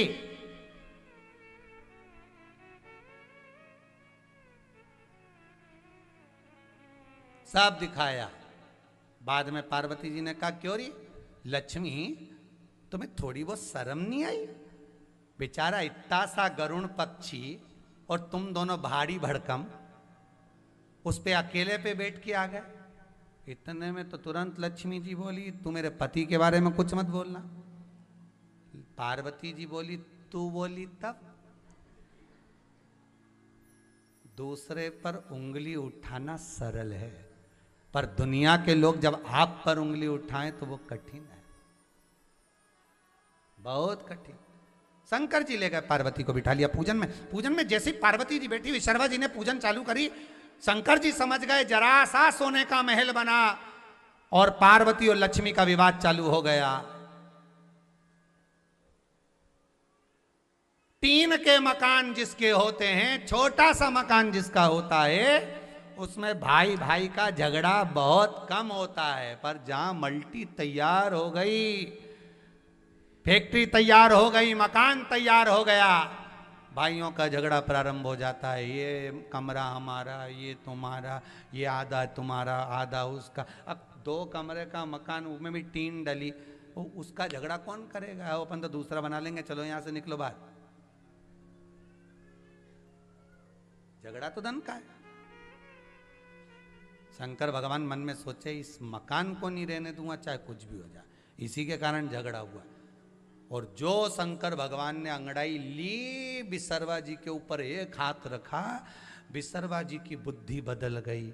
जैसे ही पूजन पूरी हो गई, शंकर भगवान ने कहा गुरुदेव बताओ विश्वकर्मा जी दक्षिणा क्या दी जाए पूजन की? पूजन की दक्षिणा क्या दूं, बोलो आप। विश्वकर्मा जी ने कहा मकान आपने बनवाया है पर रजिस्ट्री पार्वती के नाम पर है, इसलिए पार्वती माता से दक्षिणा मांगूंगा। अगर पार्वती जी बोले तो मैं दक्षिणा मांगू। पार्वती जी इतनी खुश थी, इतनी खुश, मांगो गुरुदेव क्या चाहिए।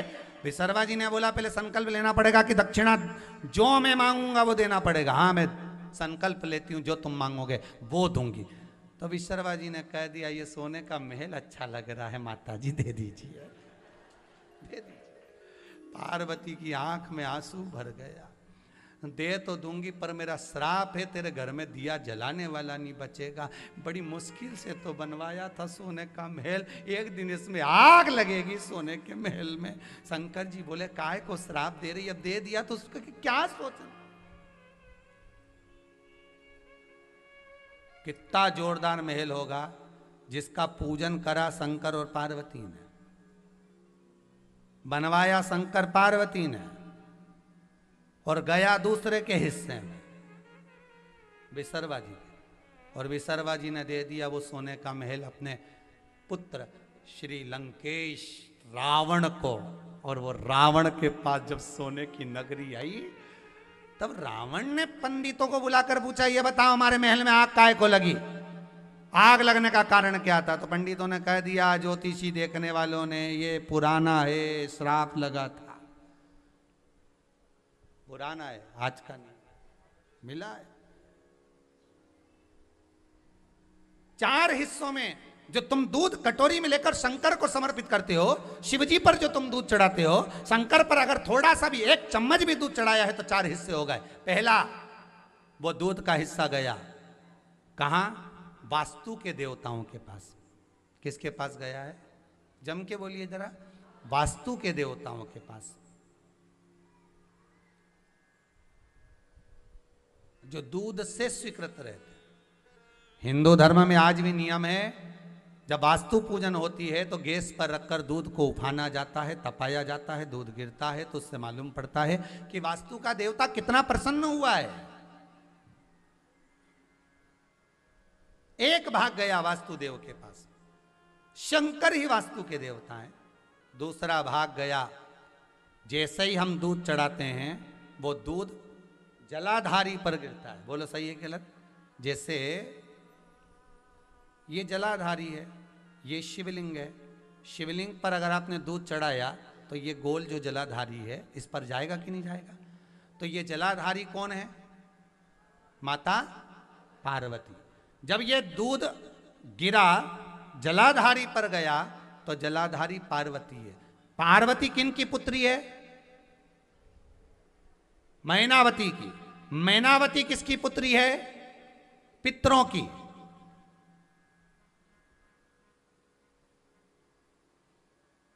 जब ये दूध पार्वती के हस्त कमल पर जाता है, पार्वती इस दूध का भाग मैनावती को देती हैं कि माता आपने मुझे दूध पिलाकर पालन किया है।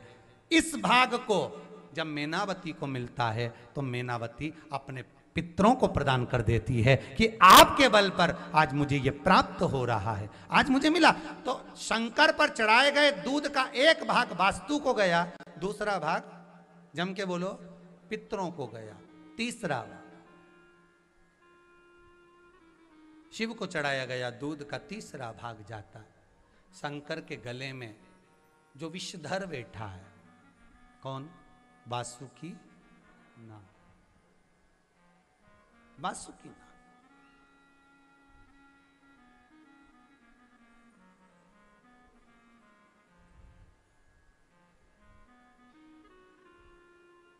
सांप को दूध क्यों पिलाया जाता है, उत्तर दे कोई जिसको ज्ञात हो।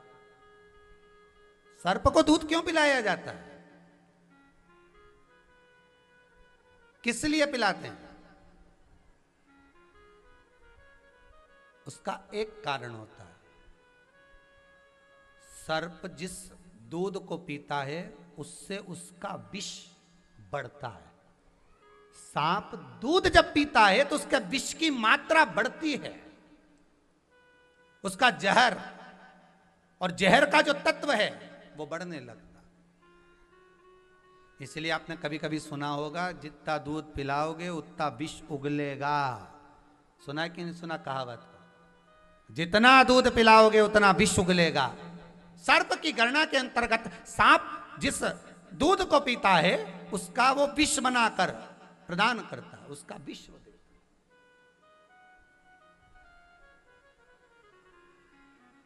तीसरा भाग सर्प को जा रहा है जो शिव जी के गले में। अब आप लोग कहेंगे कि महाराज जिस समय पर मंदिर में हम अभिषेक करते हैं, दूध चढ़ाते हैं, उस समय पर सर्प को हटा दिया जाता है। बोलो हटाते कि नहीं हटाते? जिस समय आप दूध चढ़ा रहे हैं, जल चढ़ा रहे हैं, पंचामृत स्नान करा रहे हैं, शंकर जी का स्नान करा, उस समय वो सर्प को हटा दिया जाता है।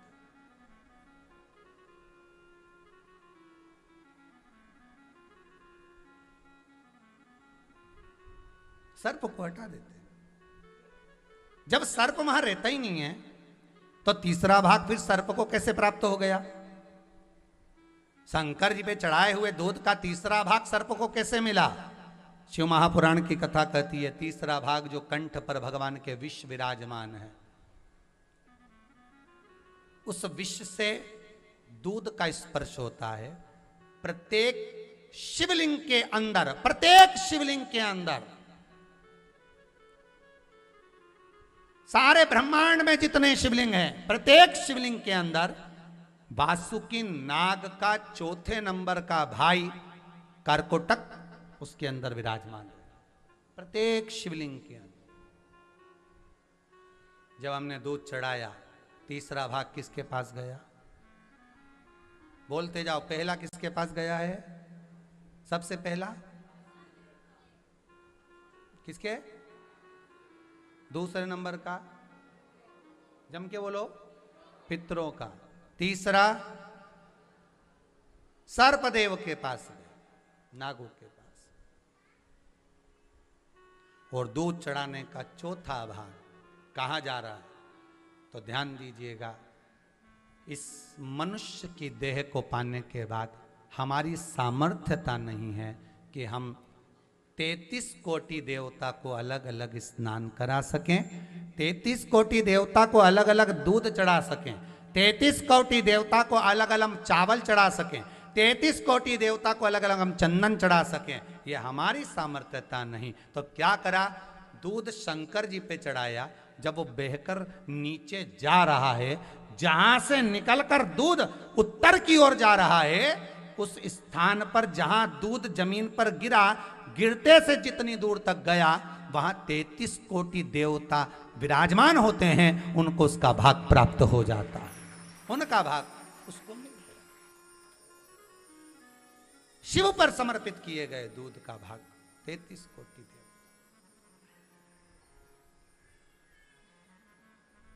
शंकर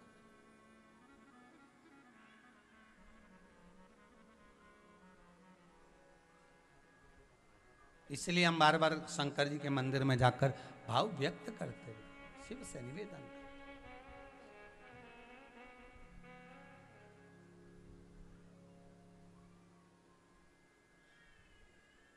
भगवान शिव से आराधना करते महाराज।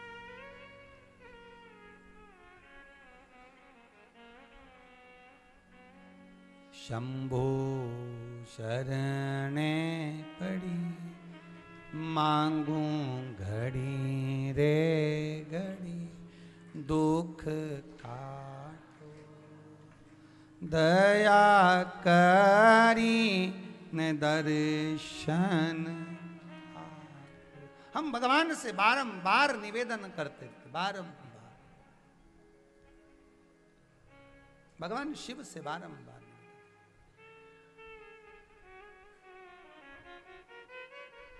बाबा इतनी कृपा करना बस कि काहे की माला बनी कौन नाम जपना, काहे की माला बनी कौन नाम जपना, जाना है हमको केला ओ भोले बाबा, जाना है हमको कैलाश ओ भोले बाबा, जाना है हमको कैलाश ओ भोले बाबा, जाना है हमको कैलाश ओ भोले बाबा, हमको कैलाश भोले, हमको कैलाश, हमको कैलाश भोले, हमको कैलाश, हमको कैलाश कैलाश भोले हमको कैलाश, हमको कैलाश भोले हमको कैलाश, हो जाना है हमको कैलाश, ओ भोले बाबा जाना है हमको कैलाश, ओ भोले बाबा।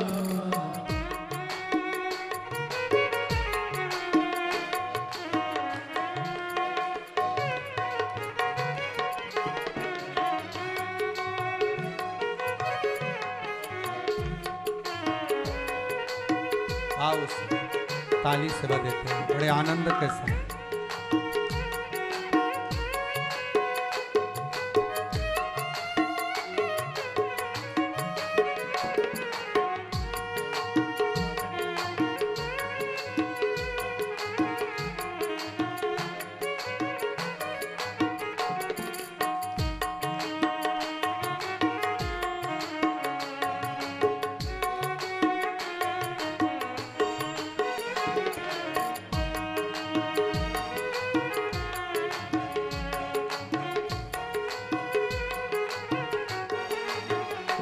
आओ से बड़े प्रेम से ताली से बजाते हुए।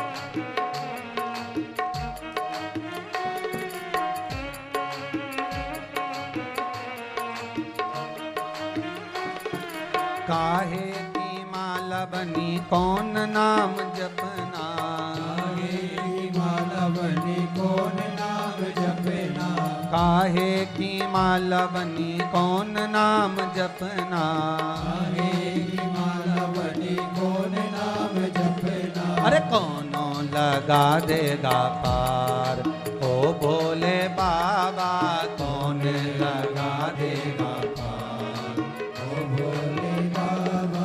जाना है हमको कैलाश, ओ भोले बाबा जाना है हमको कैलाश, ओ भोले बाबा। हमको कैलाश बोले हमको कैलाश, हमको कैलाश बोले हमको कैलाश, ओ हमको कैलाश बोले हमको कैलाश, हमको कैलाश बोले हमको कैलाश, ओ जाना है हमको कैलाश, ओ भोले बाबा जाना है हमको कैलाश, ओ भोले बाबा।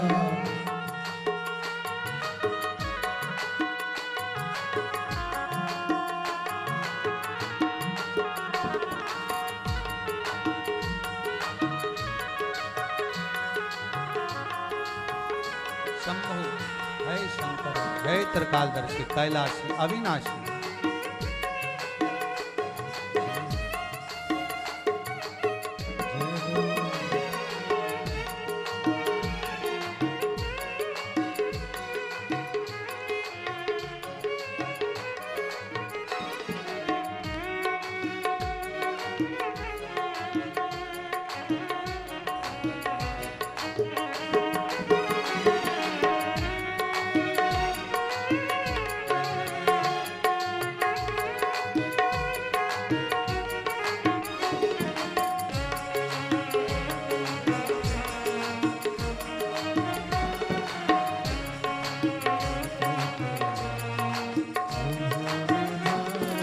तुलसी की माला बनी राम नाम जपना, तुलसी की माला बनी राम नाम जपना, तुलसी की माला बनी राम नाम जपना, तुलसी की माला बनी राम नाम जपना, अरे शंकर लगा देंगे पार, ओ भोले बाबा शंकर लगा देगा पार, ओ भोले बाबा। ओ शंकर लगा देंगे पार, ओ भोले बाबा शंकर लगा देंगे पार, ओ भोले बाबा। जाना है हमको कैलाश, ओ भोले बाबा जाना है हमको कैलाश, ओ भोले बाबा।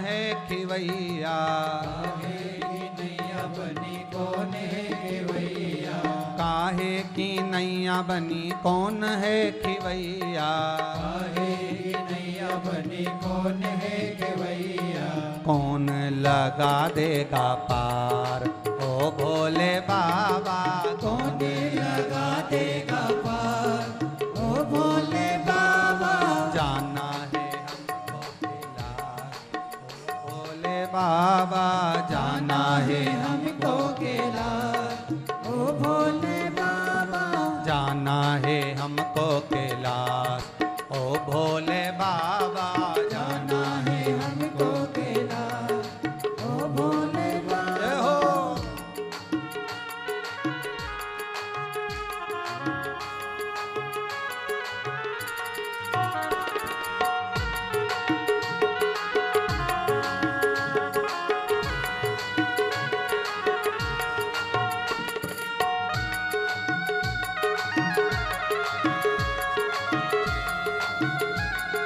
हरि बोल।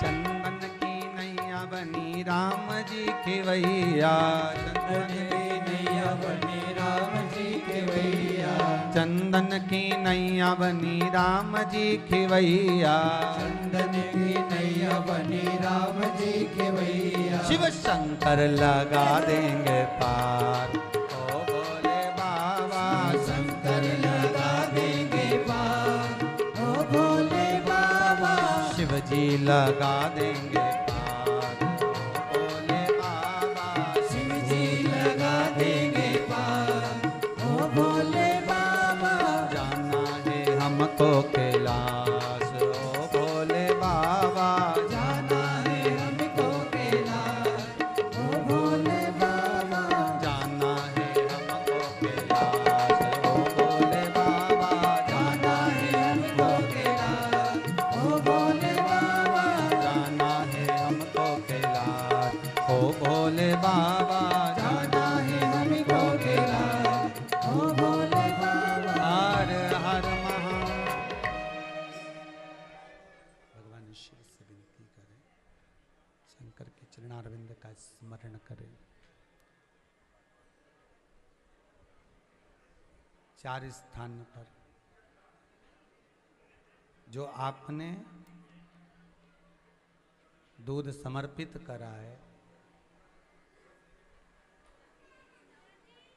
जो आपने दूध भगवान शिव को चढ़ाया है, डीले कम करें, जो भगवान शंकर को आपने दूध समर्पित करा है, भगवान शिव को आपने जो दूध चढ़ाया है, चार स्थान पर बट गया, चार स्थान पर वो बट चुका है। घर का बुजुर्ग, घर का बड़ा कभी अकेले नहीं खाता, बहुत ध्यान देना हमारा। घर का जो बुजुर्ग होता है, घर का जो बड़ा होता है, वो कभी अकेला नहीं खाएगा, वो सबको देकर, सबको खिलाकर ही खाता है, सबको खिलाकर, अकेला कभी नहीं खाएगा। वो अगर कुछ, अगर उसके पास में वस्तु है, कोई सामान है, कोई सामग्री उसके पास में है, तो वो पहले सबको बांट देगा, फिर वो पाएगा। शिव है ही ऐसा,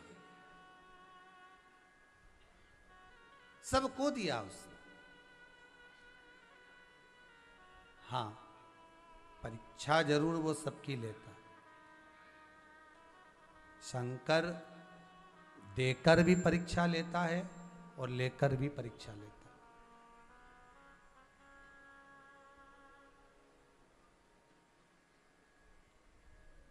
भगवान शंकर के साथ पार्वती जी ने जो मंगल विवाह करा,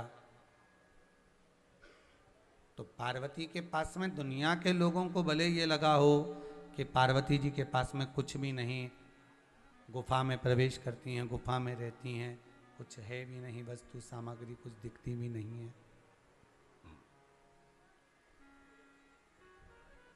भले दुनिया के लोगों को नजर नहीं आ रहा कि कुछ नहीं है, पर ईमानदारी से बोलो, शिव महापुराण की कथा कहती है जब चोर को कुबेर बना सकता है तो क्या पार्वती जी को हीरा सोना चांदी का आभूषण नहीं दिला सकता है? विचार करिएगा जरा।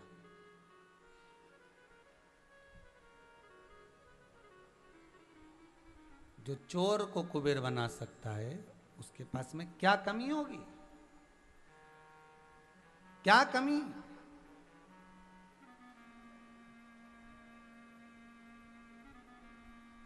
फिर वो पार्वती जी को वंचित क्यों रखे सामग्री से?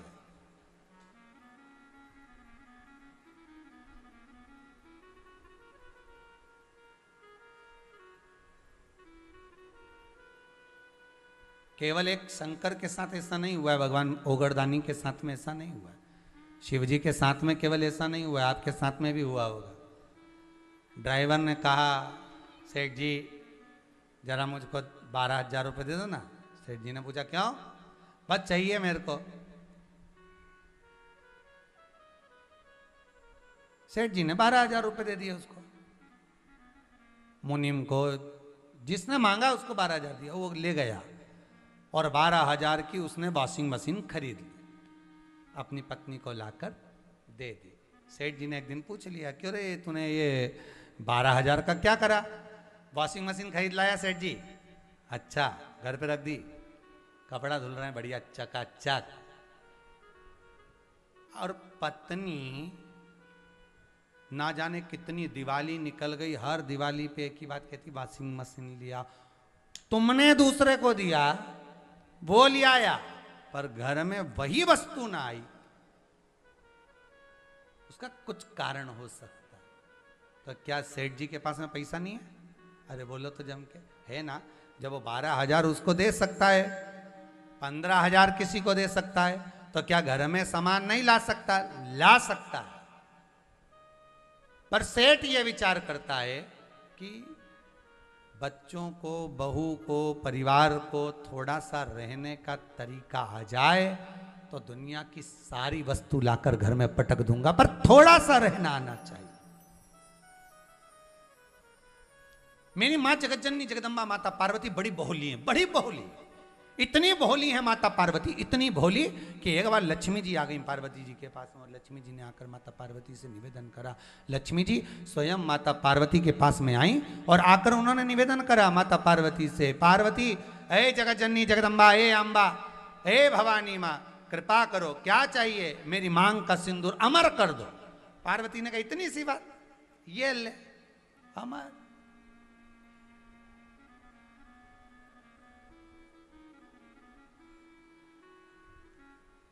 सीता जी श्री राम जी की धर्म पत्नी, शादी हो रही है माता जानकी जी की।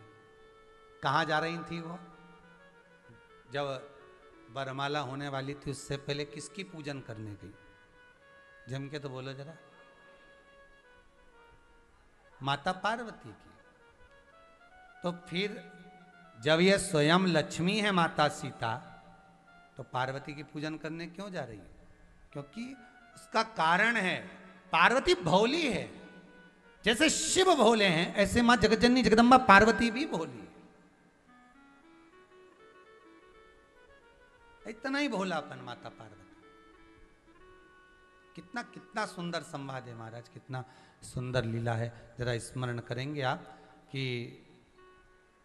एक बार भगवान विष्णु ने लक्ष्मी जी से कह दिया था कि तुम पूर्ण नहीं हो, तुम पूर्ण नहीं हो लक्ष्मी। लक्ष्मी जी रो पड़ी थी, बिलक पड़ी, नैनों से जल बह रहा था।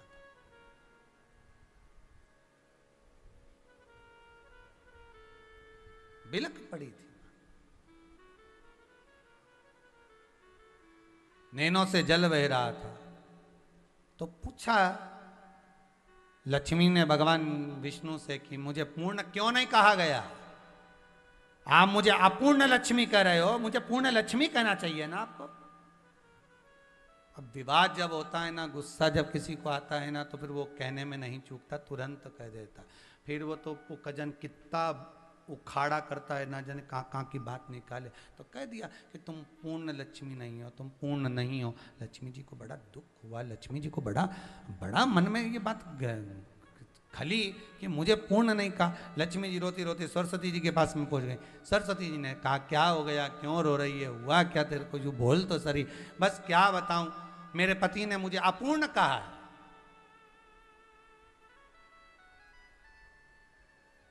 मेरे पति ने मुझे अपूर्ण कहा है, इसका मुझे दुख है, बड़ी अंदर से भीतर से मुझे ये बात कचोट रही।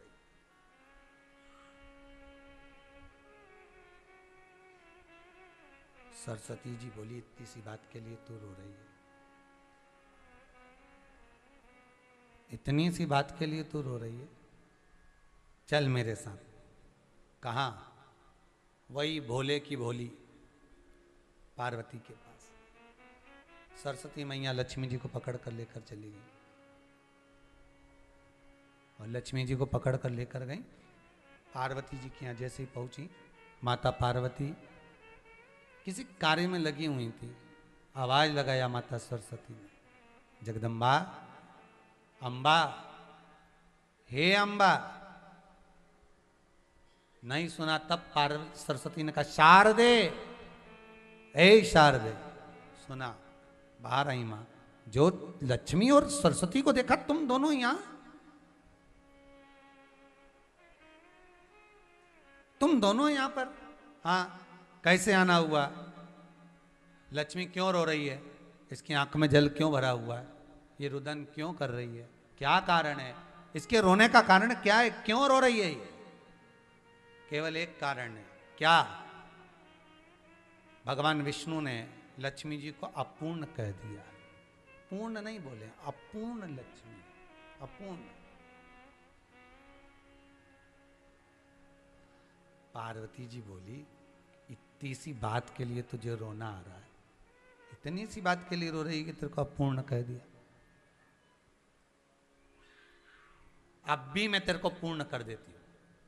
1 मिनट की देरी नहीं करी माता ने। गणेश, ओ गणेश, विनायक, ओ विनायक, लंबोदर, ओ लंबोदर। जो आवाज लगाई, गणेश जी महाराज दौड़ कर आए। हाँ मां, इधर आओ। गणेश जी का हाथ पकड़ा माता पार्वती ने, ले जाकर लक्ष्मी जी की गोद में बिठा दिया। ले, आज से तू पूर्ण हो गई, आज से तू पूर्ण हो गई। ये आज से पूर्ण हो गई।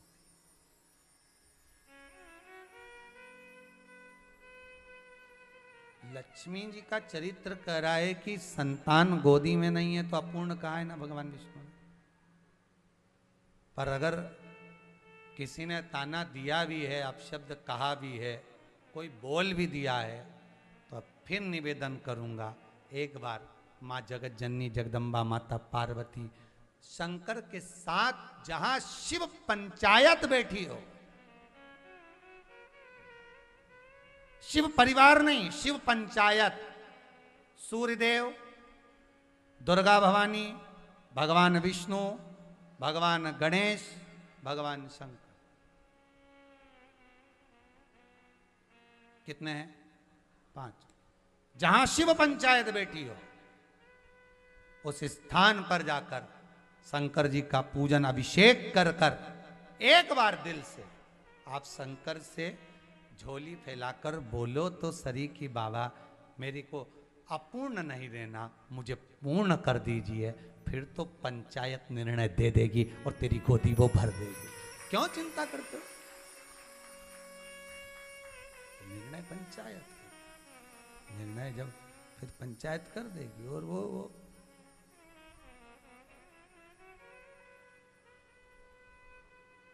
तेरे दरबार की बाबा निराली शान देखी है, तेरे दरबार की बाबा निराली शान देखी है। तुझे देते नहीं देखा, पर झोली भरी देखी।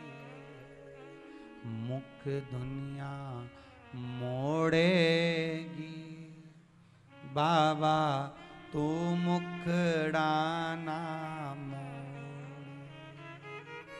भगवान से निवेदन तो करना कि दुनिया भले मुख मोड़ ले, संसार के लोग भले मुख मोड़ लें, पर आपसे निवेदन है आप मत मोड़ना। मुख दुनिया मोड़ेगी, बाबा तू मुखड़ाना मोड़ी। मेरी लगी प्रीतिनु, ये प्रीत, ये मन चित्त वृत्ति जो आप में लगा हुआ है, इसको टूटने मत देना। मेरी लगी प्रीतिनु, बाबा तू वे ना तो।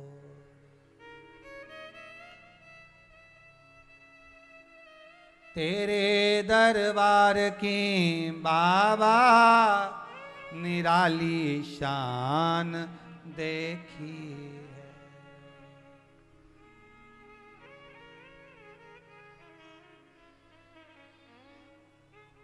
तेरे दरबार की बाबा निराली शान देखी। ये उसकी कृपा है। आज शायद खंडवा या खरगोन से 2 बेटी आई थी, जो 3 महीने पहले भी आई थी, 3-4 महीने पहले। तो वो कह रही थी, गुरुदेव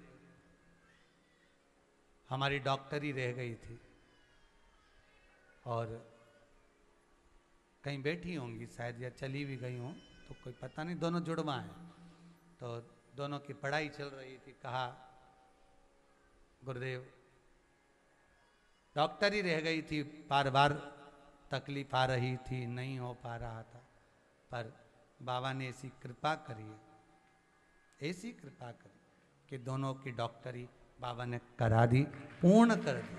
अगर बैठी हो तो हाथ उठाना, अगर बैठी हो, कहीं चली गई हो तो बात दूसरी है, पर कृपा शिव की हो।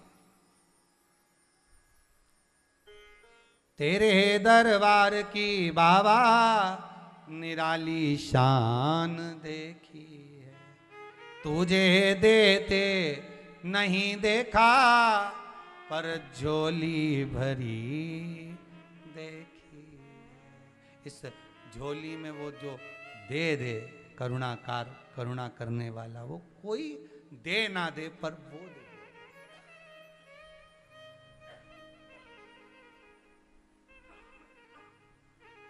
वो दे देता। अब दिल से आप भगवान का भजन करो, आप दिल से भगवान शिव को रिझाओ।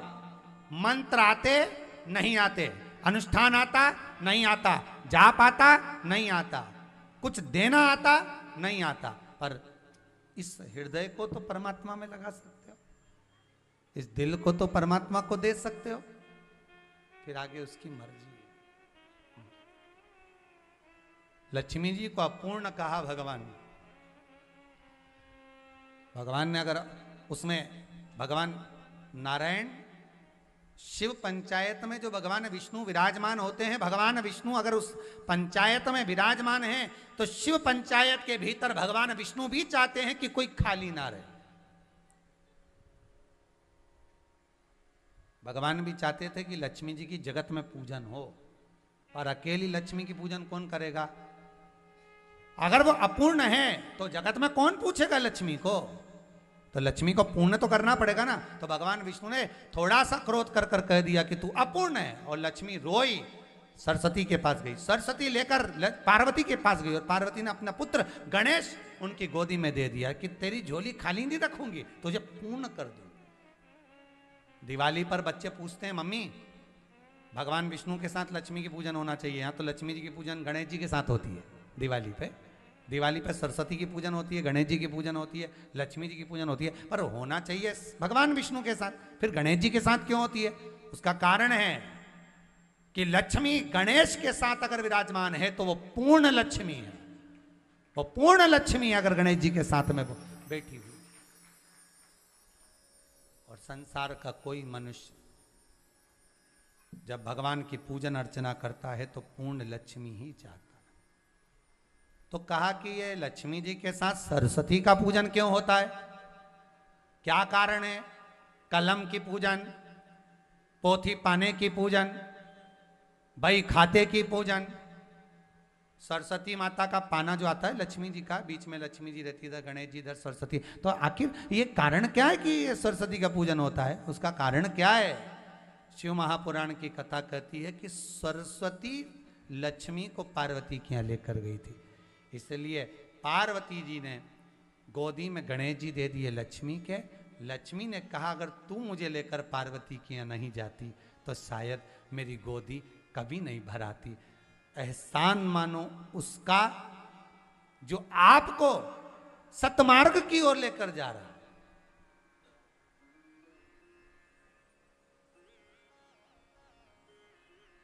जिसने आपको अगर थोड़ी सी भी हेल्प करी है ना, थोड़ी सी भी, भले लॉकडाउन है कोरोना के अंतर्गत या किसी भी रूप में थोड़ी सी भी अगर हेल्प करी है, थोड़ा सा भी सहयोग अगर किसी ने दिया है, उसका बारंबार धन्यवाद होना चाहिए। ये दिवाली पे जो लक्ष्मी की पूजन के साथ सरस्वती का पूजन देख रहे हो, ये उसी का फल है, उसी का स्वरूप है कि देने वाले का धन्यवाद करो। तेरा ही दिया मैंने खाया पिया है, तेरा शुक्रिया है, तेरा शुक्रिया। आप उसको बारंबार धन्यवाद दीजिए, बारंबार उसको धन्यवाद दो कि आपके बल पर आज मैं यहां पहुंच गई। कई कई माताएं कहती हैं हम तो जानते ही नहीं थे यहाँ पर, हमने तो आज तक नहीं आए थे, हम तो देखे ही नहीं थे, हमने तो शिव महापुराण की कथा भी हमने, हमारे रिश्तेदार का फोन आया तब हमने चालू करी देखना है, तब हमको मालूम पड़ा। कई पति उन कहते हैं हमें नहीं मालूम था कि कथा, पत्नी सुनती थी उसने हमको लगा दिया कथा में, उस रसतत्व में डुबो दिया, हमको नहीं मालूम। उसको बारंबार धन्यवादता दीजिए, बारंबार साधुवादता दीजिए, उसकी कृपा है जो आपको सत्संग में लगाया, स्मरण, बड़ी कृपा। पार्वती मैया शिव जी से एक संवाद कर रही है, बड़ा सुंदर है, बड़ा सुंदर है, शंकर से कर। आपकी उदारता है शंभु, आपकी दया है शंभु, और आप अगर करुणा ना करें तो संसार का ऐसा कोई मानव है महाराज जा पर कृपा राम की होई, ता पर कृपा करे सब कोई। भगवान शंकर राम कृष्ण शिव आपका इष्ट देव अगर स्वयं आकर आपको नहीं देता तो भगवान कहीं ना कहीं से किसी ना किसी के माध्यम से दिलवा देता है। जब वो देने आए तो उसका धन्यवाद करना कि वो नहीं आया, अपना माध्यम बनाकर भेज दिया, किसी को माध्यम बना, वो नहीं आया पर माध्यम बनाकर किसी को भेजा है, उसने भेज दिया कि ये आ रहा है, इसको दे देना, जाओ। कभी कभी कोई काम ऐसा अटक जाता है तो कोई व्यक्ति ऐसा मिल जाता है जो वो कार्य पूर्ण करा देता, कोई ऐसा मिल जाता है, कोई ऐसा प्राप्त हो जाता है, तो उसमें एक सुख का भान, एक आनंद की अनुभूति होती है कि इसको मैं पहचानता नहीं था और मेरा ये काम हो गया। शिव ने भेजा है, शंकर ने भेजा है, राम की कृपा, कृष्ण की कृपा है, प्रभु की कृपा है। कितना पार्वती जी ने शंकर जी से कहा ये आपकी करुणा है कि आप स्वयं नहीं जाते, किसी के माध्यम से करवा देते, ये आपकी उदारता है। तो किसी ने पूछा शंकर भगवान से कि आप स्वयं क्यों नहीं आते कुछ देने के लिए? शंकर भगवान बोले अगर मैं आ जाऊंगा तो लोग पहचान नहीं पाएंगे, इसलिए मैं रूप बदल कर आता, किसी के भी रूप में आ जाता।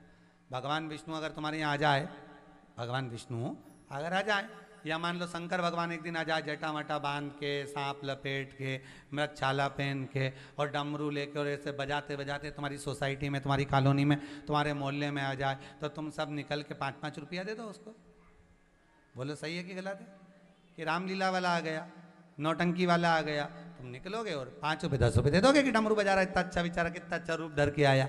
तो भगवान शंकर रूप रखकर नहीं आते, भगवान आए और अगर उसी रूप में आ गए तो भगवान को पहचान नहीं पाओगे। इसलिए भगवान अपने रूप में नहीं आता, भगवान रूप बदलकर कोई आपके अपनों का रूप रखकर आता, कोई आपका अपना बनकर भगवान आता कि मैं इसके रूप में आया हूं और ये देने दे।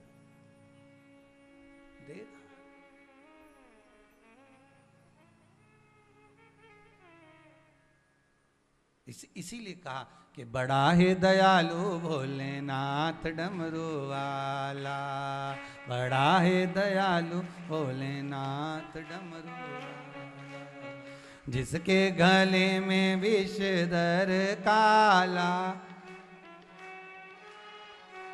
भोलानाथ डमरू वाला, बड़ा है दयालु भोलेनाथ। शिव का डमरू डम डम बाजे अगम निगम के। ये शंकर, ये डमरू वाला, ये शिव औगढ़ दानी त्रिकालदर्शी कैलाशी अविनाशी किस रूप में आए, कब आए, कैसा आए, ये उसके हाथ में।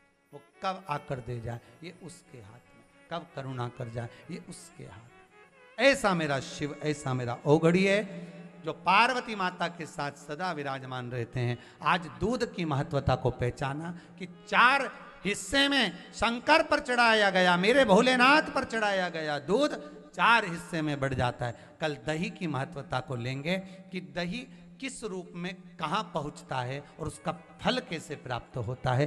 कल शिव पंचामृत, शिव महापुराण की कथा को आगे बढ़ाते हुए आगे बढ़ेंगे। बहुत बहुत साधुवाद देता हूँ राठी परिवार बड़ौदा, सोनी परिवार अहमदाबाद, सोमानी परिवार सूरत, तोशनीवाल परिवार मुंबई, बियानी परिवार सूरत, इनको बहुत बहुत साधुवाद धन्यवाद जो इतनी सुंदर पावन पंचामृत शिव महापुराण की कथा को कराकर संपूर्ण विश्व का कल्याण कर रहे हैं। आस्था चैनल के सभी श्रोता भाई बहनों को जो फेसबुक यूट्यूब पर कथा सुन रहे हैं उनको भी साधुवाद देता हूं, जो आप चित्त मन लगाकर बाबा की कथा सुन रहे हैं। मेरा विश्वनाथ आपकी मनोकामना पूर्ण करे। हर हर महादेव, हर हर महादेव, हर हर महादेव।